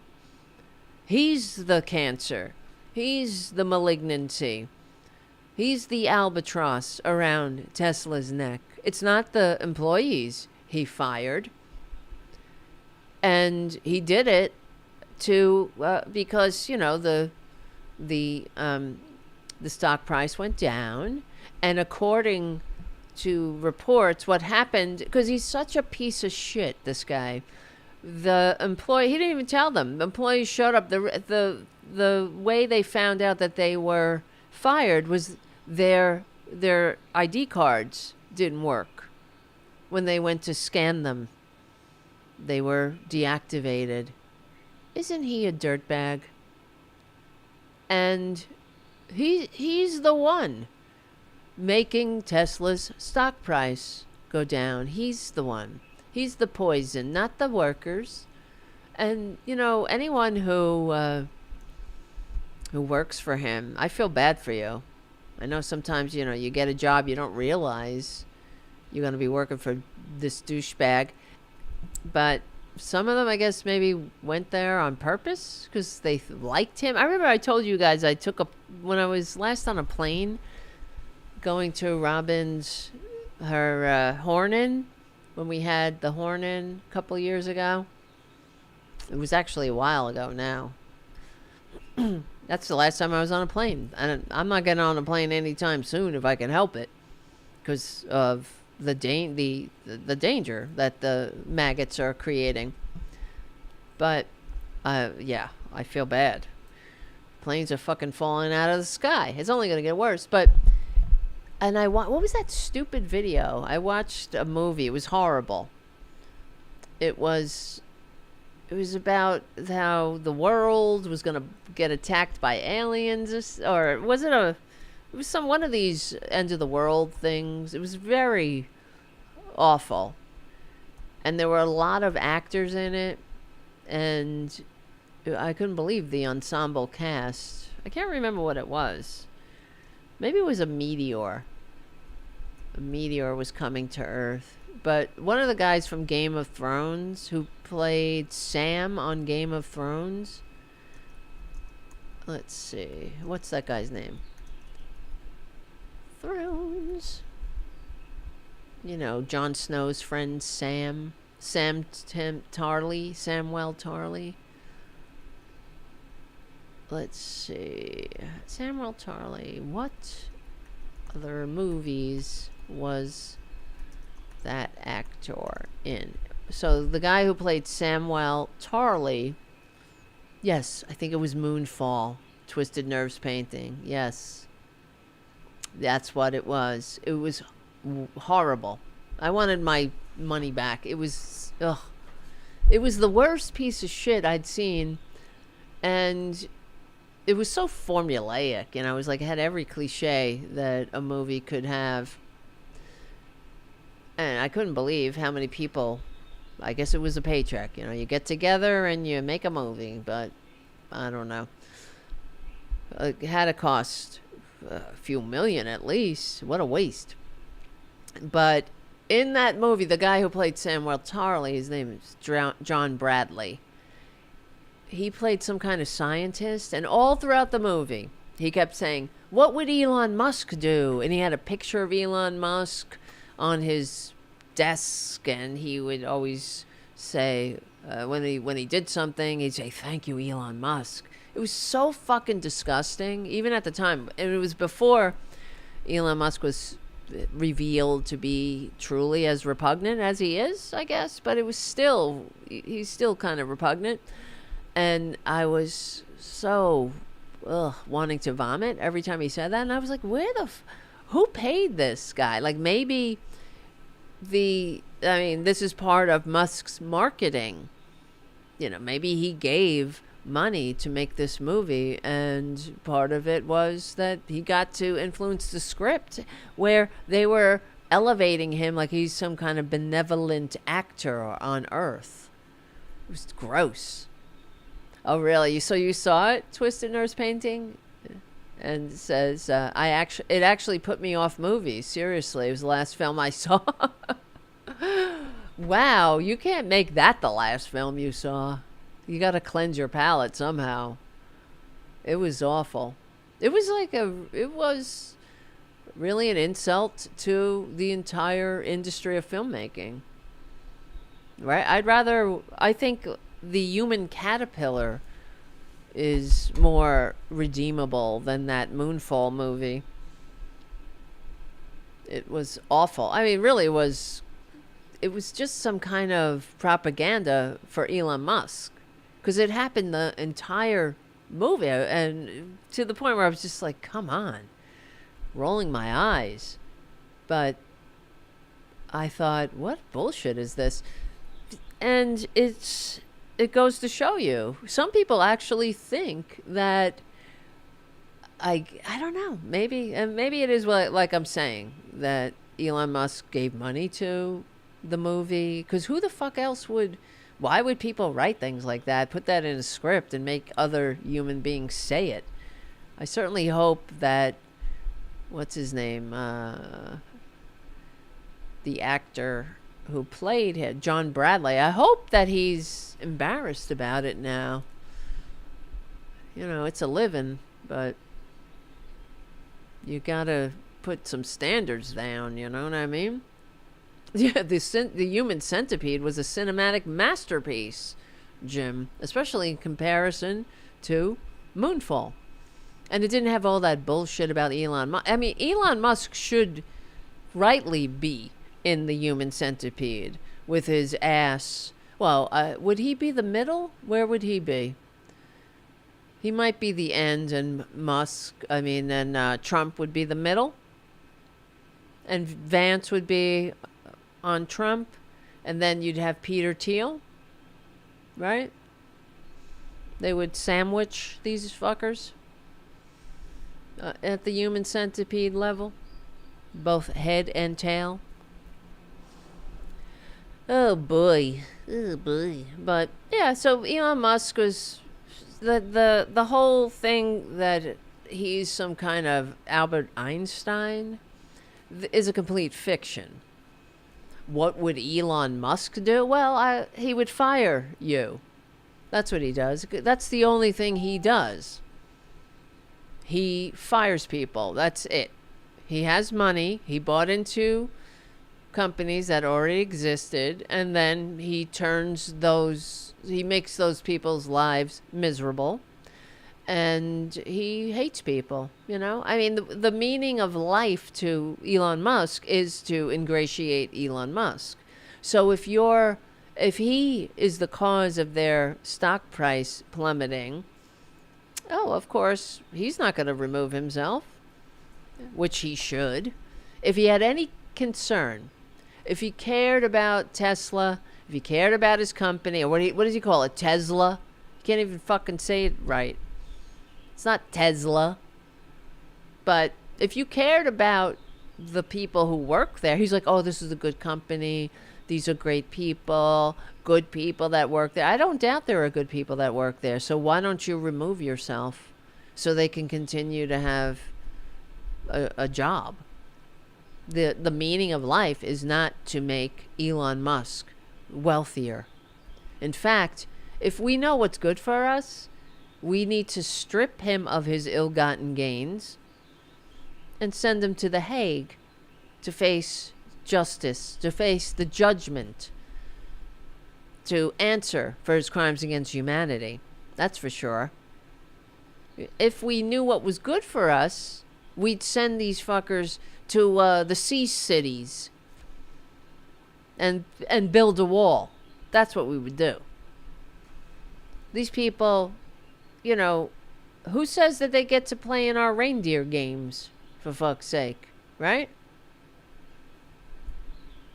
That's an invitation-only game. I guess we forgot that, though. because people who harm other people, they get removed from the human, collective. Right? We even strip them of the human moniker. We call them monsters. We remove them. They're not human anymore. They're monsters. So somebody who does that much harm, he's not, he's a billionaire. Fuck him. Not without our money, he's not. Not without the government contracts that we bailed him out with and continue to give him. Fuck him. He needs to be removed from our body politic and our economy. He doesn't, when somebody abuses the right to play in our reindeer games, they get removed. And as far as I could see, that's what he's done. Somebody who harms people so gleefully, he's not doing anything to help this country. He's hurting this country. Firing park workers, firing, Social Security workers, firing veterans, firing people at the VA, firing scientists. All while they scream about waste, fraud, and abuse. These are the biggest fucking waste, fraud, and abusers. And they've turned waste, fraud, and abuse into an art, for fuck's sake. The cabinet of freaks and curiosities, they're the kings. They're living like kings on waste, fraud, and abuse. I don't know if you saw Rachel Maddow did a whole thing about it. How what's his name? Dan Bongino at the FBI. He's got a 20-man, 24/7 security team around him. These people shouldn't be anywhere near the halls of power, much less at the helm of the business of the of the agencies that they have only been sent there to destroy. And Dan Bongino, his predecessor had a security person on occasion when it called for it, when certain activities or events called for the deputy director of the FBI to have a security detail. He got a security detail of one. The last deputy director, when the government was filled and racked with waste, fraud, and abuse. Under the waste, fraud, and abuse government.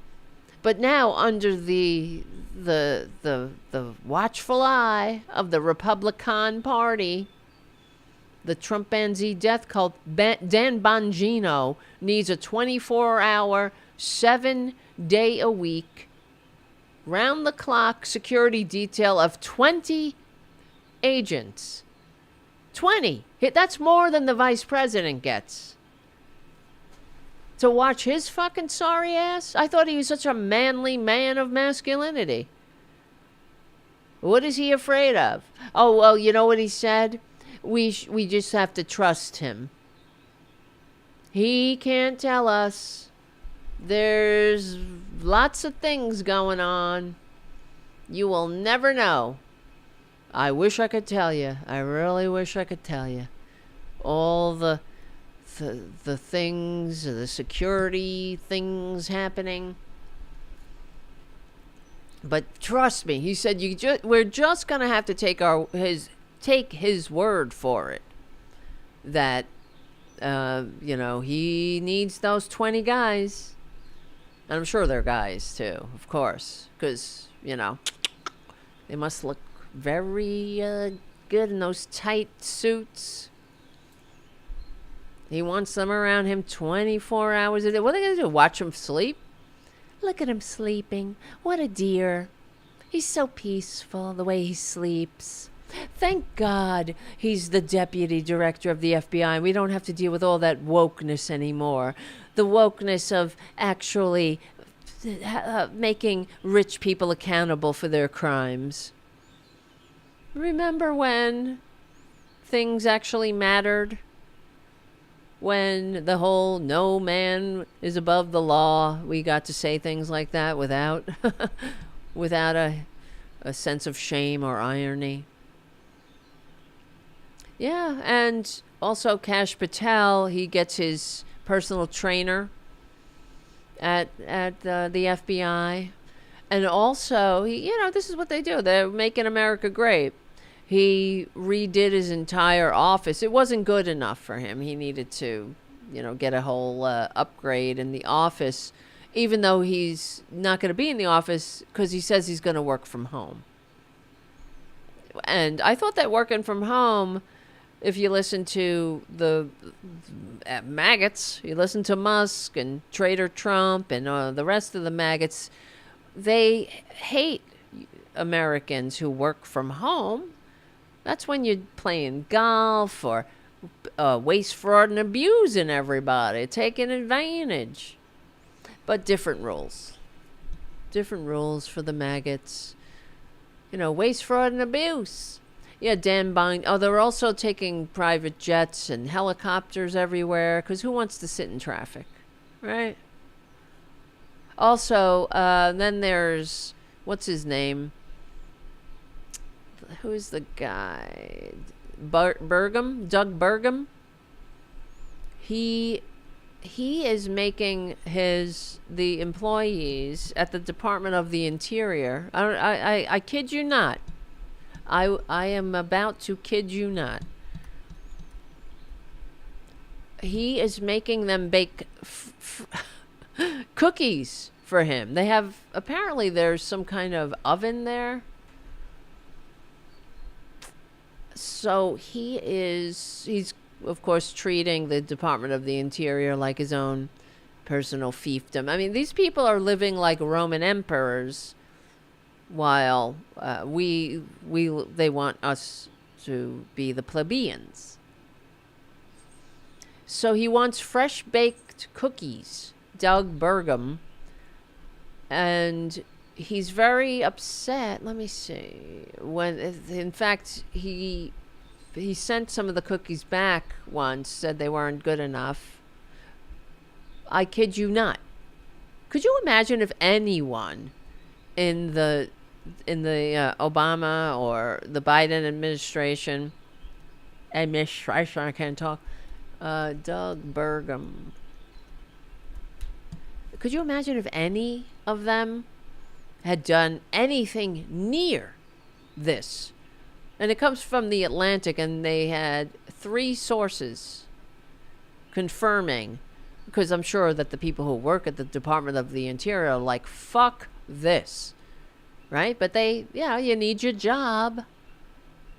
Maybe they'll get a pink slip, they'll get an email from that fucking unelected South African sociopath saying, what 5 things did you do last week? Oh, I hate them.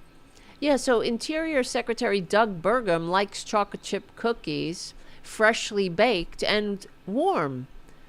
Burgum's Chief of Staff Jody Hansen requested that political appointees bake cookies for Burgum and his guests using the department's industrial ovens. On one occasion, the cookies were remade when he deemed them subpar.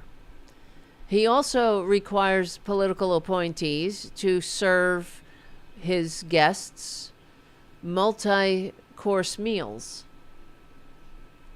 because that's what you do when you're working at the Department of Interior. You are your serf and he's your lord.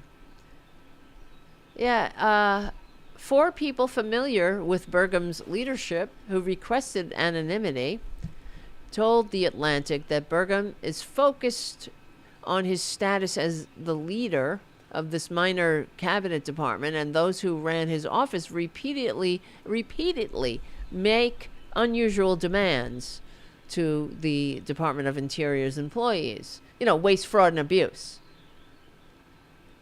His office instructed political appointees to act as servers for a multi-course meal. They dispatched a U.S. Park Police helicopter for his personal transportation, because you know how annoying it is to sit in traffic when you are the head of the Department of the Interior.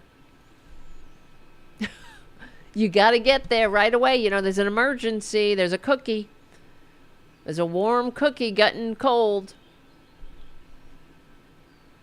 On at least one occasion, a political appointee was told by Burgum to remake the cookies because they were subpar, in his opinion. Can you fucking believe this? He is known as Doug the Diva on the inside. That his behavior is widely discussed among the lower level staff. Of course it is. But, you know, people want their jobs, and I guess there'll be more kind of shit like this coming out because these people are unfit. And I'm talking not about the workers, I'm talking about these clowns, the clown show, the clown cabinet, who are, you know, the clown car is parked in the handicap spot, of course, right in the halls of power. They use the handicap spot because, you know, it's them. They don't want to walk too far. Waste, fraud, and abuse. So, all right, to move on, and well, this will be the last thing we'll talk about tonight, if it's the last thing I do. Musk is a dirtbag, legally and peacefully, but he's also an asshole. In case you didn't know, I know you know. I know you know. Let's see, that's me. That's my name right there, Tara Devlin. If you want to become a patron, do it now at patreon.com/Tara Devlin. Please. And thank you. Where's my name? I don't want that.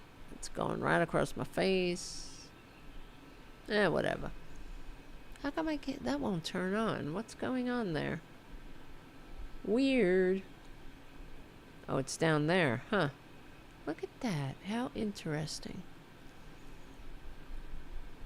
This is the lower third from the Tara show. I'll put that on. Just so you know my name. In case you're new. Just passing through. How's everybody doing? Yes, exactly. Twisted Nerves painting. Serfs and lords indeed. Tara, and the village idiot runs the show. Exactly. And how much longer are we going to take it? So, okay, last night, Elon Musk, who is such an amazing genius, all he does is tweet all day. He tweets like 200 times a day, Nazi conspiracy theories.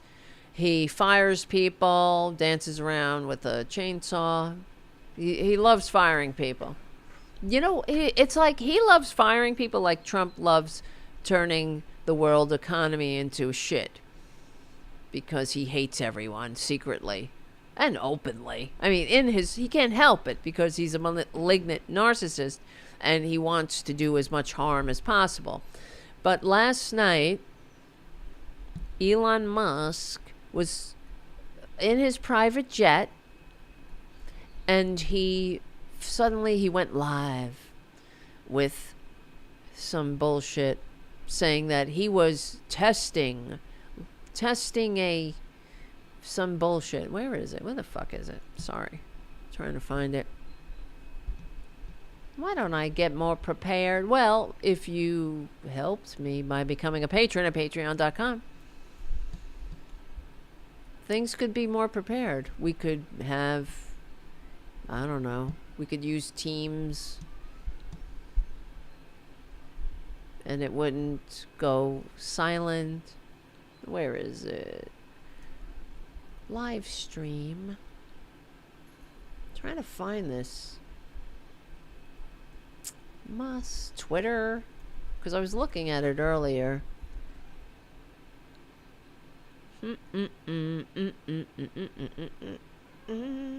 I'll find it. So Elon Musk was live streaming himself playing Path of Exile 2. And we went over this another time. He's a loser. Think about what it takes. Think about it. You're a 50-something-year-old asshole, and you pay a ringer to play a video game so you could go around and tell everybody that you're in the top 10 players in the world. And that's what he did. He hired somebody or a group of people, who knows, to play the video game Path of Exile. And then he denied it. He had to play in front of people. He did a live stream, and this is not last night. This is when he was exposed for the fraud that he is, and he denied it initially when other gamers, and he's not a gamer, posted on Twitter that he's a fraud. He blocked them. He banned them from Twitter. And after a while, he couldn't help but cop to it. He admitted it. And, of course, nothing happened because he's Elon fucking Musk. But anybody else who did that, who hired a ringer to put themselves in the top 10 of the game, would be removed from the game. It's against the terms of service. But here we are, right? Different rules for different people. And that's what the game should have done. They should have kicked him off the game. But the thing is, it's like everything else, these fraudsters are, like Trump is such a... They really cheat themselves, but they don't understand that. That's because they are immoral. They lack the morality. They lack the maturity. They lack the decency, you know? But they really cheat themselves. Like, who are you cheating? Nobody cares if you're a gamer. Oh, you're not as good at Path of Exile as somebody else? Who cares? And if you like playing Path of Exile, well, play Path of Exile, right?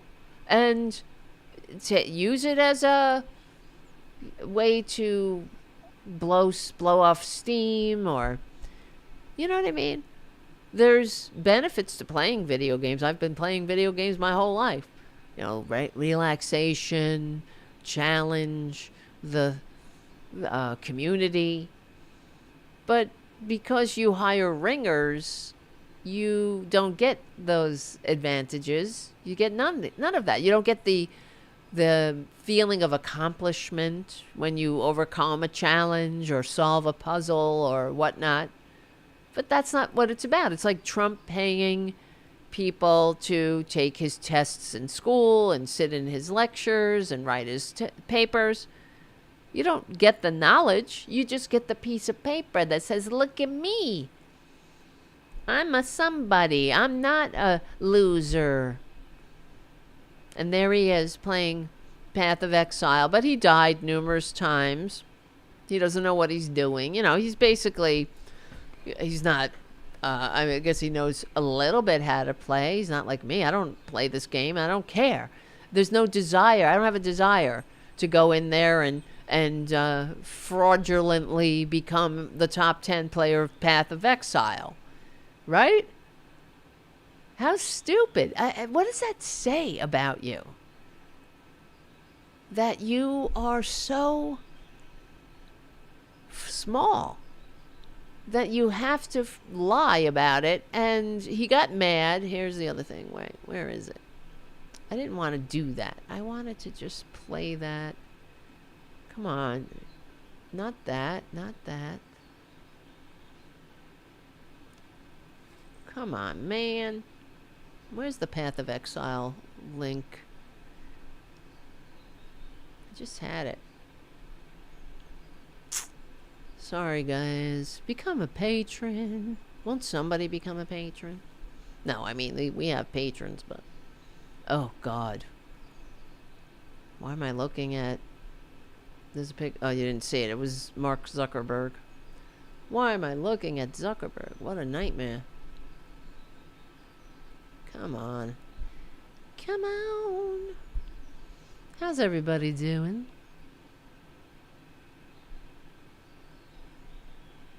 Come on, I fucking lost it. Come on, everybody. Where is my people? How is everybody in the chat room? Did you eat your dinner? You feeling good? Come on, where'd it go? There it is. Holy shit. That's what I get for putting 50 million windows open. So this is the live stream. God damn it. No. I don't know. It's not... I don't know. Did Elon Musk put some kind of algorithm on this, or... Because it doesn't want to pick up this page. It's so weird. All the other pages are there. So strange. It will not accept the Elon Musk. Was I blocked? Does that mean... Is that because I'm blocked or something? It's so strange. Every other page it'll show. Let's try this. Okay, I opened it in Safari. Let's hope it'll stay. So this is him playing the game. Look at him. And he has to show his fucking stupid face. But all during the game... Oh, he's such a thirsty bastard. He was, of course, being mercilessly trolled. Some people were there and to lick his ass. They were like, "Thank you, Elon. Thank you for..." What? For what? What are you thanking him for? But others were there to tell him that he's destroyed America. People were posting trans lives matter and things like that. And weirdly, he was listening to the music of his baby mama, Grimes. so thirsty, right? So let's see. Here's an article from The Verge. Elon Musk, seemingly keen to repair some of his gamer cred after he admitted to account boosting, streamed himself playing Path of Exile 2 during a flight as part of an airborne continuity test, he said. You think that he needs to do this? You know, he's on his private jet.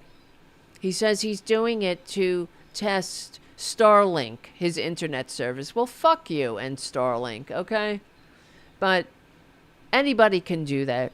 He acts like he's doing this he's actually working. He's doing it to test his whatever the hell, his Starlink service.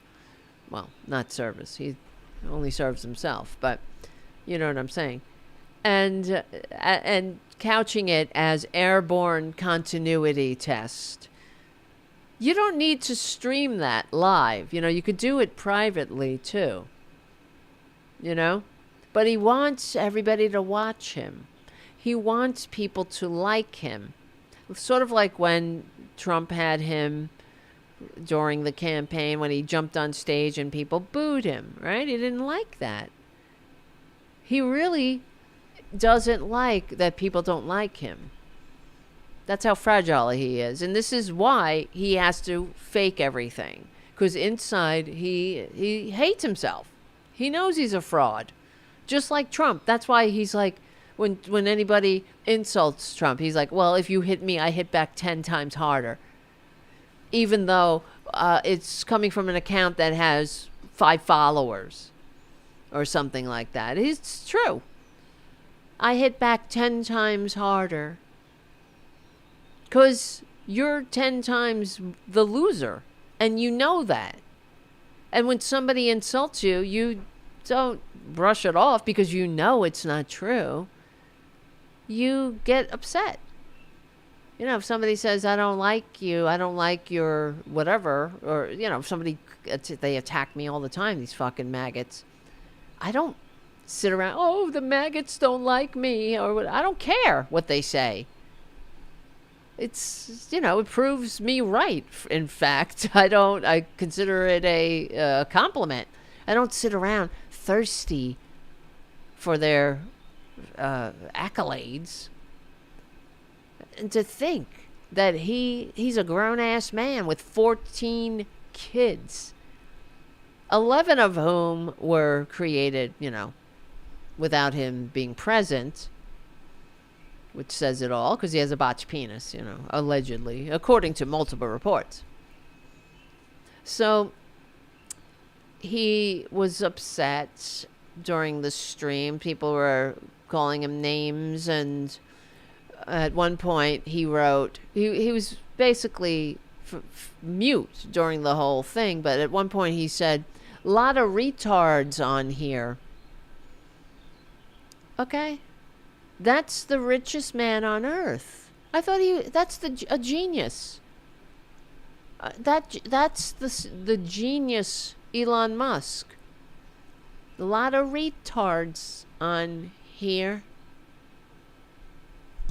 Can you believe that we have to endure sharing the same air as someone like that? That parasite is in our body politic, unleashed by another parasite that's in there destroying the hard work that actual patriots, that decent people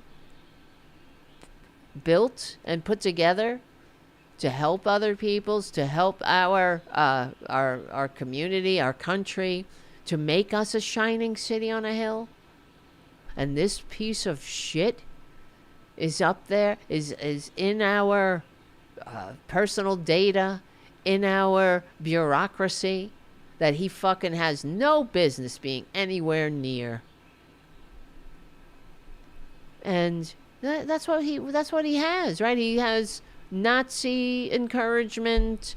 He's got Russian bots. He's got lies, and he's got pejoratives against the developmentally disabled. A lot of retards. I mean, it's like a word that went out of fashion when I was 11. But he's a genius. Could you ever imagine, you know, Einstein or any real geniuses thinking, or Carl Sagan, anyone who ever had a very big brain, behaving like this, talking like that? Who are the real geniuses? Let's see. List.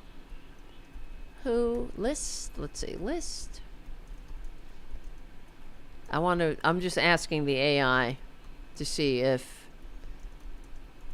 Elon Musk comes up. Who are the real geniuses in the world right now? If Elon Musk comes up, I'm gonna fucking lose my mind. Let's see. Better not. Okay, we're still going. Nope. Good. He's not there. Thank goodness. Young Hoon Kim holds an IQ of 276. Terrence Tao, 230. Marilyn Von Savant, an IQ of 228. Amazing. Christopher Hirata, 225. Sho Yano, 200. Evangelos Katalatois, 198. Christopher Langen, 195. Rick Rosner, 190. He's a chess grandmaster. Okay. Incredible. Yeah. Who's that other one? The wheelchair guy who died. Wheelchair guy who died. I'm just asking it like that. Stephen Hawking's, right? Could you imagine Stephen Hawking's playing a video game or hiring a ringer to play a video game? I'm number top 10 in Path of Exile. I am top 10 in the world of Diablo 2. You retards. Right? This is why billionaires shouldn't exist. He is the poster child. We better do something about it. It's time to put him in his place. Get rid of him. And of course it won't happen until we get them out of our government. We're going to have a lot of work to do. And a lot of messes to clean up. And that's the other thing. Well, I'm going to, hopefully tomorrow I'll be able to finish it. The article about how, can we finally put it to rest that Republicans are good for the economy? They're not. And, Democrats, it's the cycle. Republicans destroy the economy and everything else, and then Democrats come in and clean up the mess. But this time, when we clean up the mess, I don't want to be nice about it. I want to point it out that the effing maggots, what they've done to this country, that they are responsible and that they should be effing ashamed. Trucker John says, Hal Sparks claims to have an IQ of 210. Well, I don't doubt. I mean, he's very smart. But 210? That's a lot. Come on. Is he kidding around? I gotta talk to him. I took an IQ. I had a 140 IQ. I'm boasting now. That's fucking smart, guys.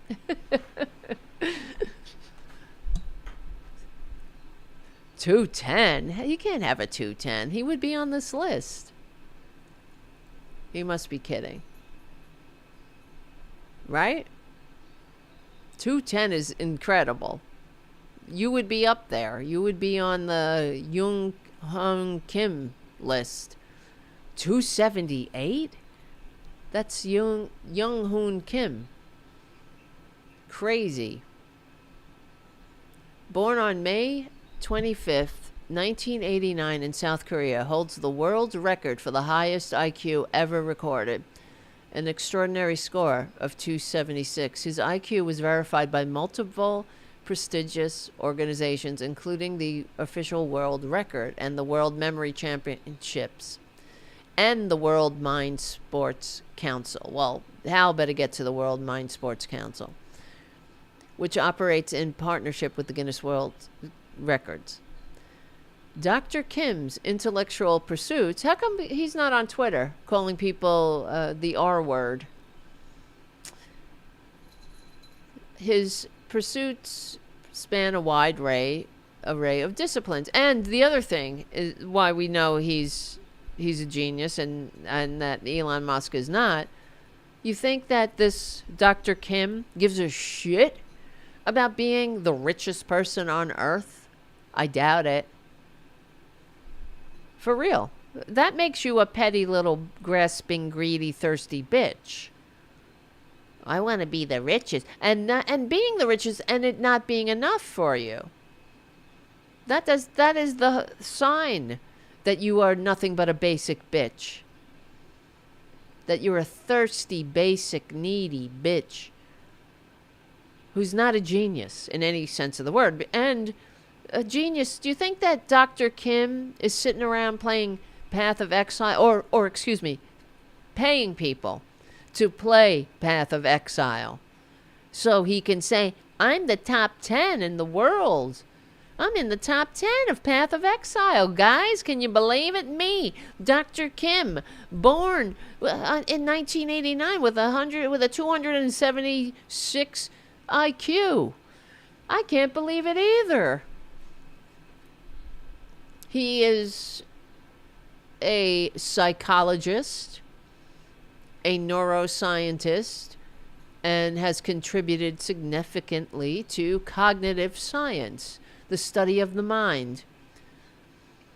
Of course, he is his work spans the disciplines of philosophy and sociology. That kind of makes sense, right? If you're that smart, I'm only this smart, and I want to learn all about philosophy and sociology. But you want to unpack the human condition, the human experience. Think about the mind, the brain, how humans interact. He focuses on creative and strategic thinking. He studied at prestigious institutions such as King's College London, the University of London, Korea University, and Yonsei University. He holds honorary doctorates in cognitive science, education, and psychology from globally recognized university. He was also named the youngest honorary doctor of science in cognitive science. I mean, Elon Musk dropped out of Stanford after 3 days and was an illegal immigrant. Unbelievable. Unbelievable.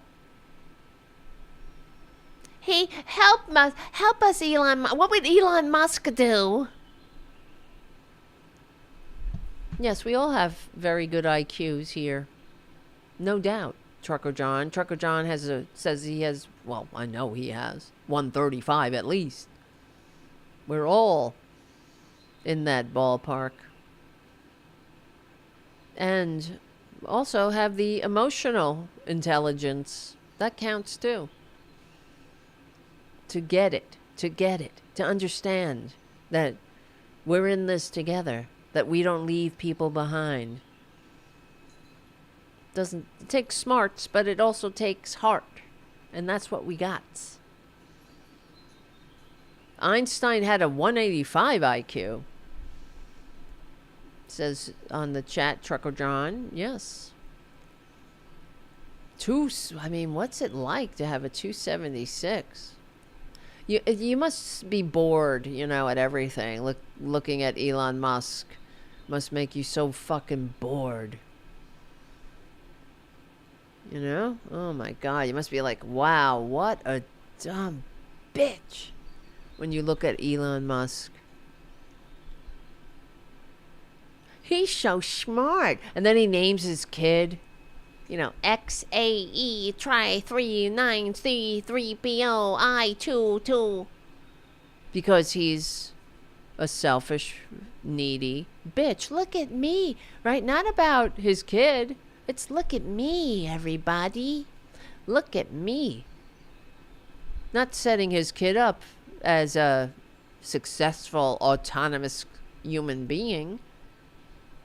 Call him something. You don't have to call him Mike, I guess. But XAEA-X22? That's fucking stupid. That's how we know he's not a genius. Yes, a lot of retards in here.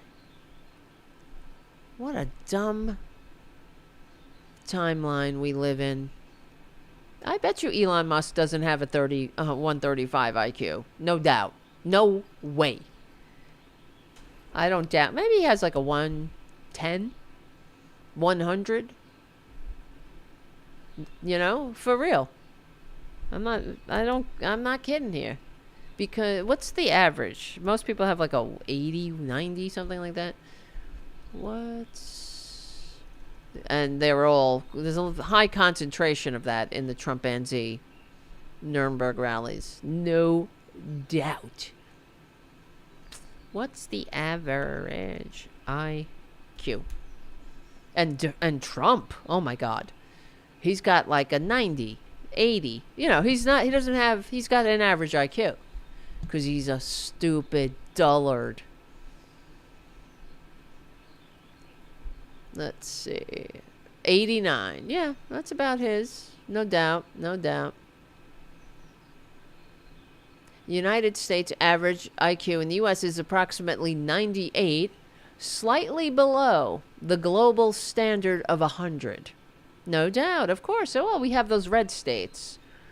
Those poorly run red states where they cut education and services, and it's only going to get worse. And dumbasses continue to vote for the people that cut their lifelines and services and make their life suck. Incredible, incredible.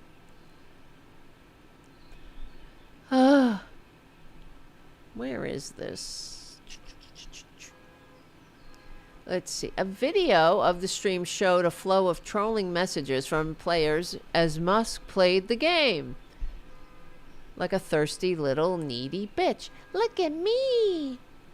Look at me over there in the I'm choosing a weapon and I'm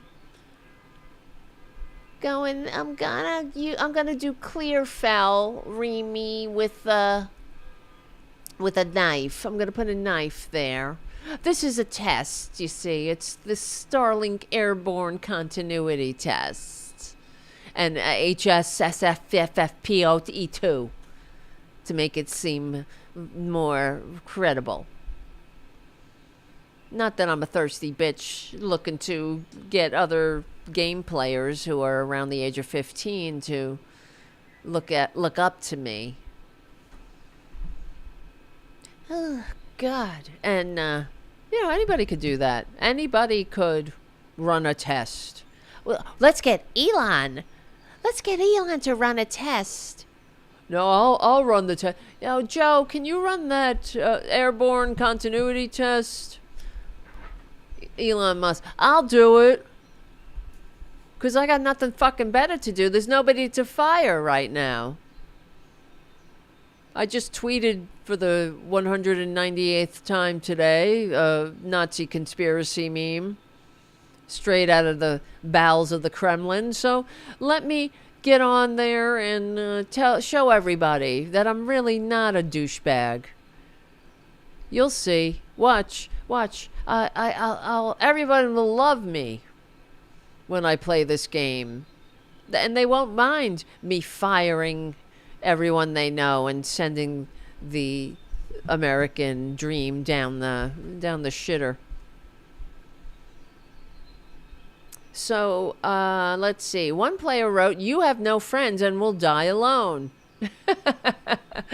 So frequently that the messages filled most of Musk's stream. Musk did not react, except in his heart, where he cried.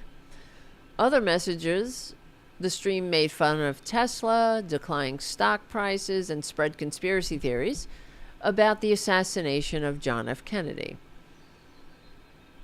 Yeah.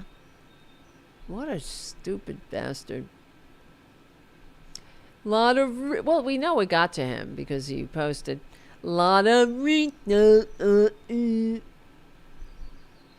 fucking Christ. Well, it says here, Musk's Doge role, which is the Department of Gazillionaire Extortion, and it's a fake department, but his role as a special government employee is subject to a 130-day time limit. Let's pretend that they're going to stick to that 130-day limit. Not that it matters.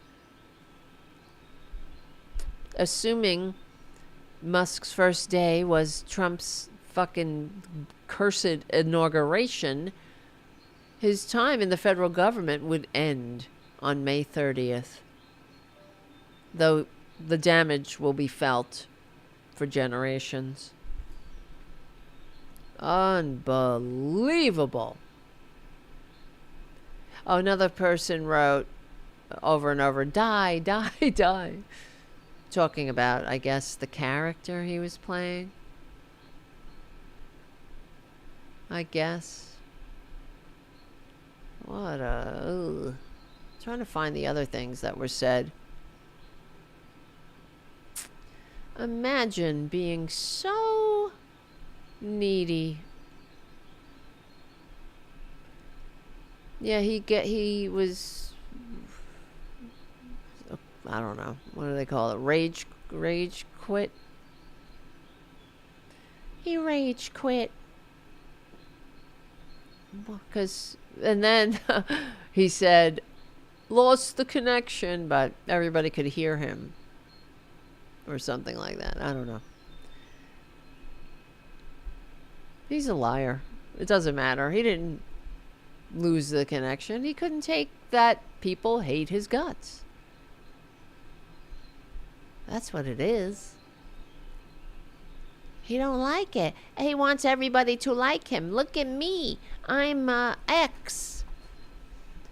Look at me, everybody. Right? I'm wearing a cheese hat. I'm an X, everybody. Whee! Look at me.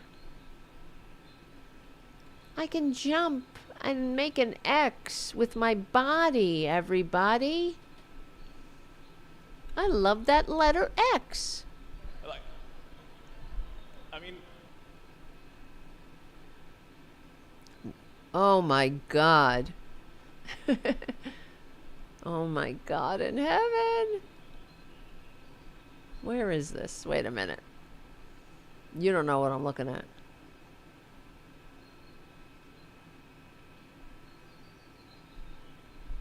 Look at this shit. Come on, where's the video? Give my regards to George. Oh, George Soros. It's really wild.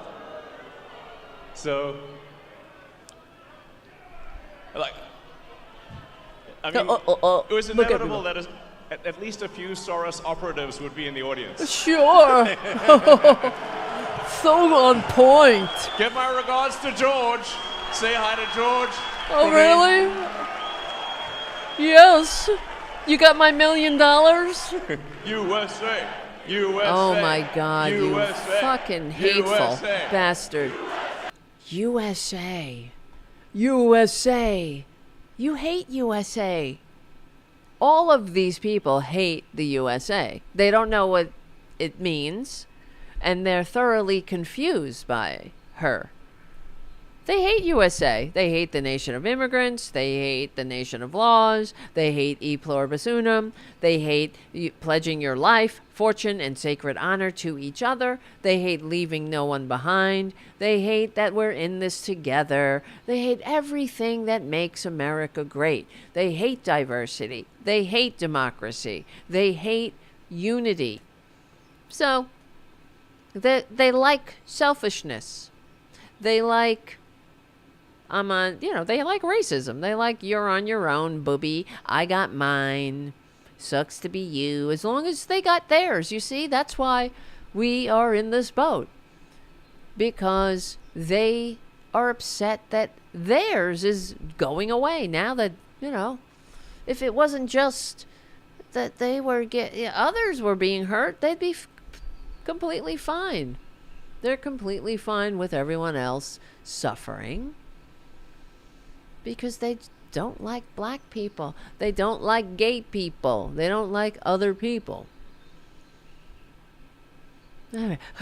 Say hi to George. You see how effeme he seemed there? These people, they're in the closet. They really need to simply get help for their sicknesses. Right? They need to go and get therapy. And stop inflicting their manias on us. Where's your George Soros? George Soros, Devlin. I wish. You got his number? Can you hook it up? I'm an X. Everybody. I am an X. Where? Oh, no, I can't grab it. Well, all right. Thanks for the nightmares. Right? All right. I gotta go. I gotta go unconscious. I gotta get unconscious. And tomorrow we got another show is coming. I'll see Jim there right now. Thank you, Jim, for being a moderator at the Tara Show. 2 p.m. Eastern Standard Time on the Political Voices Network, Thursdays and Tuesdays. So tomorrow, 2 p.m. I hope you will all be there. Join the Political Voices Network. Become a subscriber. All that shit. I gotta say it. I'm sorry. I gotta e-beg. It has to happen because we don't have George Soros money. I wish we did. I'd happily take it. Right? Thank you, Elise, for your super chat. Thank you guys for hanging out. And we will win. I hope you liked the show.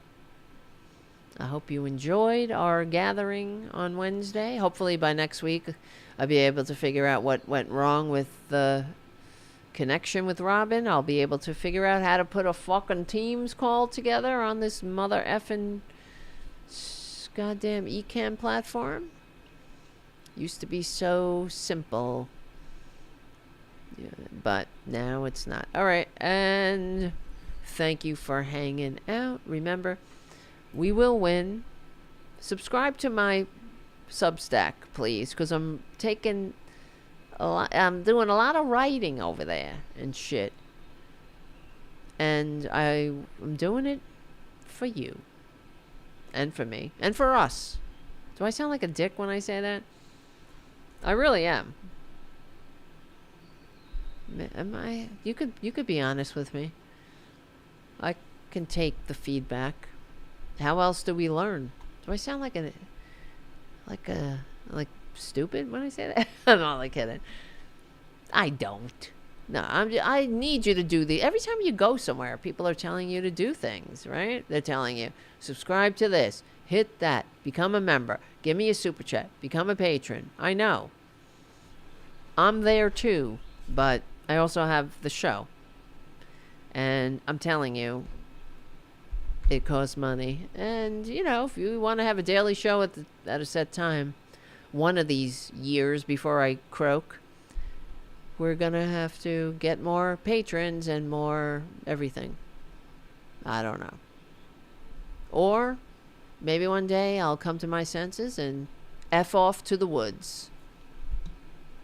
All right, my friends, I love you. But we're in this together right now. And we will win. Because we're on the right side of history. We're on the right side of decency, dignity, democracy, humanity. Thank you all for hanging out tonight and putting up with everything, all the technical problems and everything else, and me, my crappy mood sometimes. And I will see you tomorrow on the Political Voices Network at 2 p.m. for the Tara Show with myself and Tara Devlin. In the meantime, remember, we stick together, we win. My name is Tara Devlin, and I will see you tomorrow afternoon.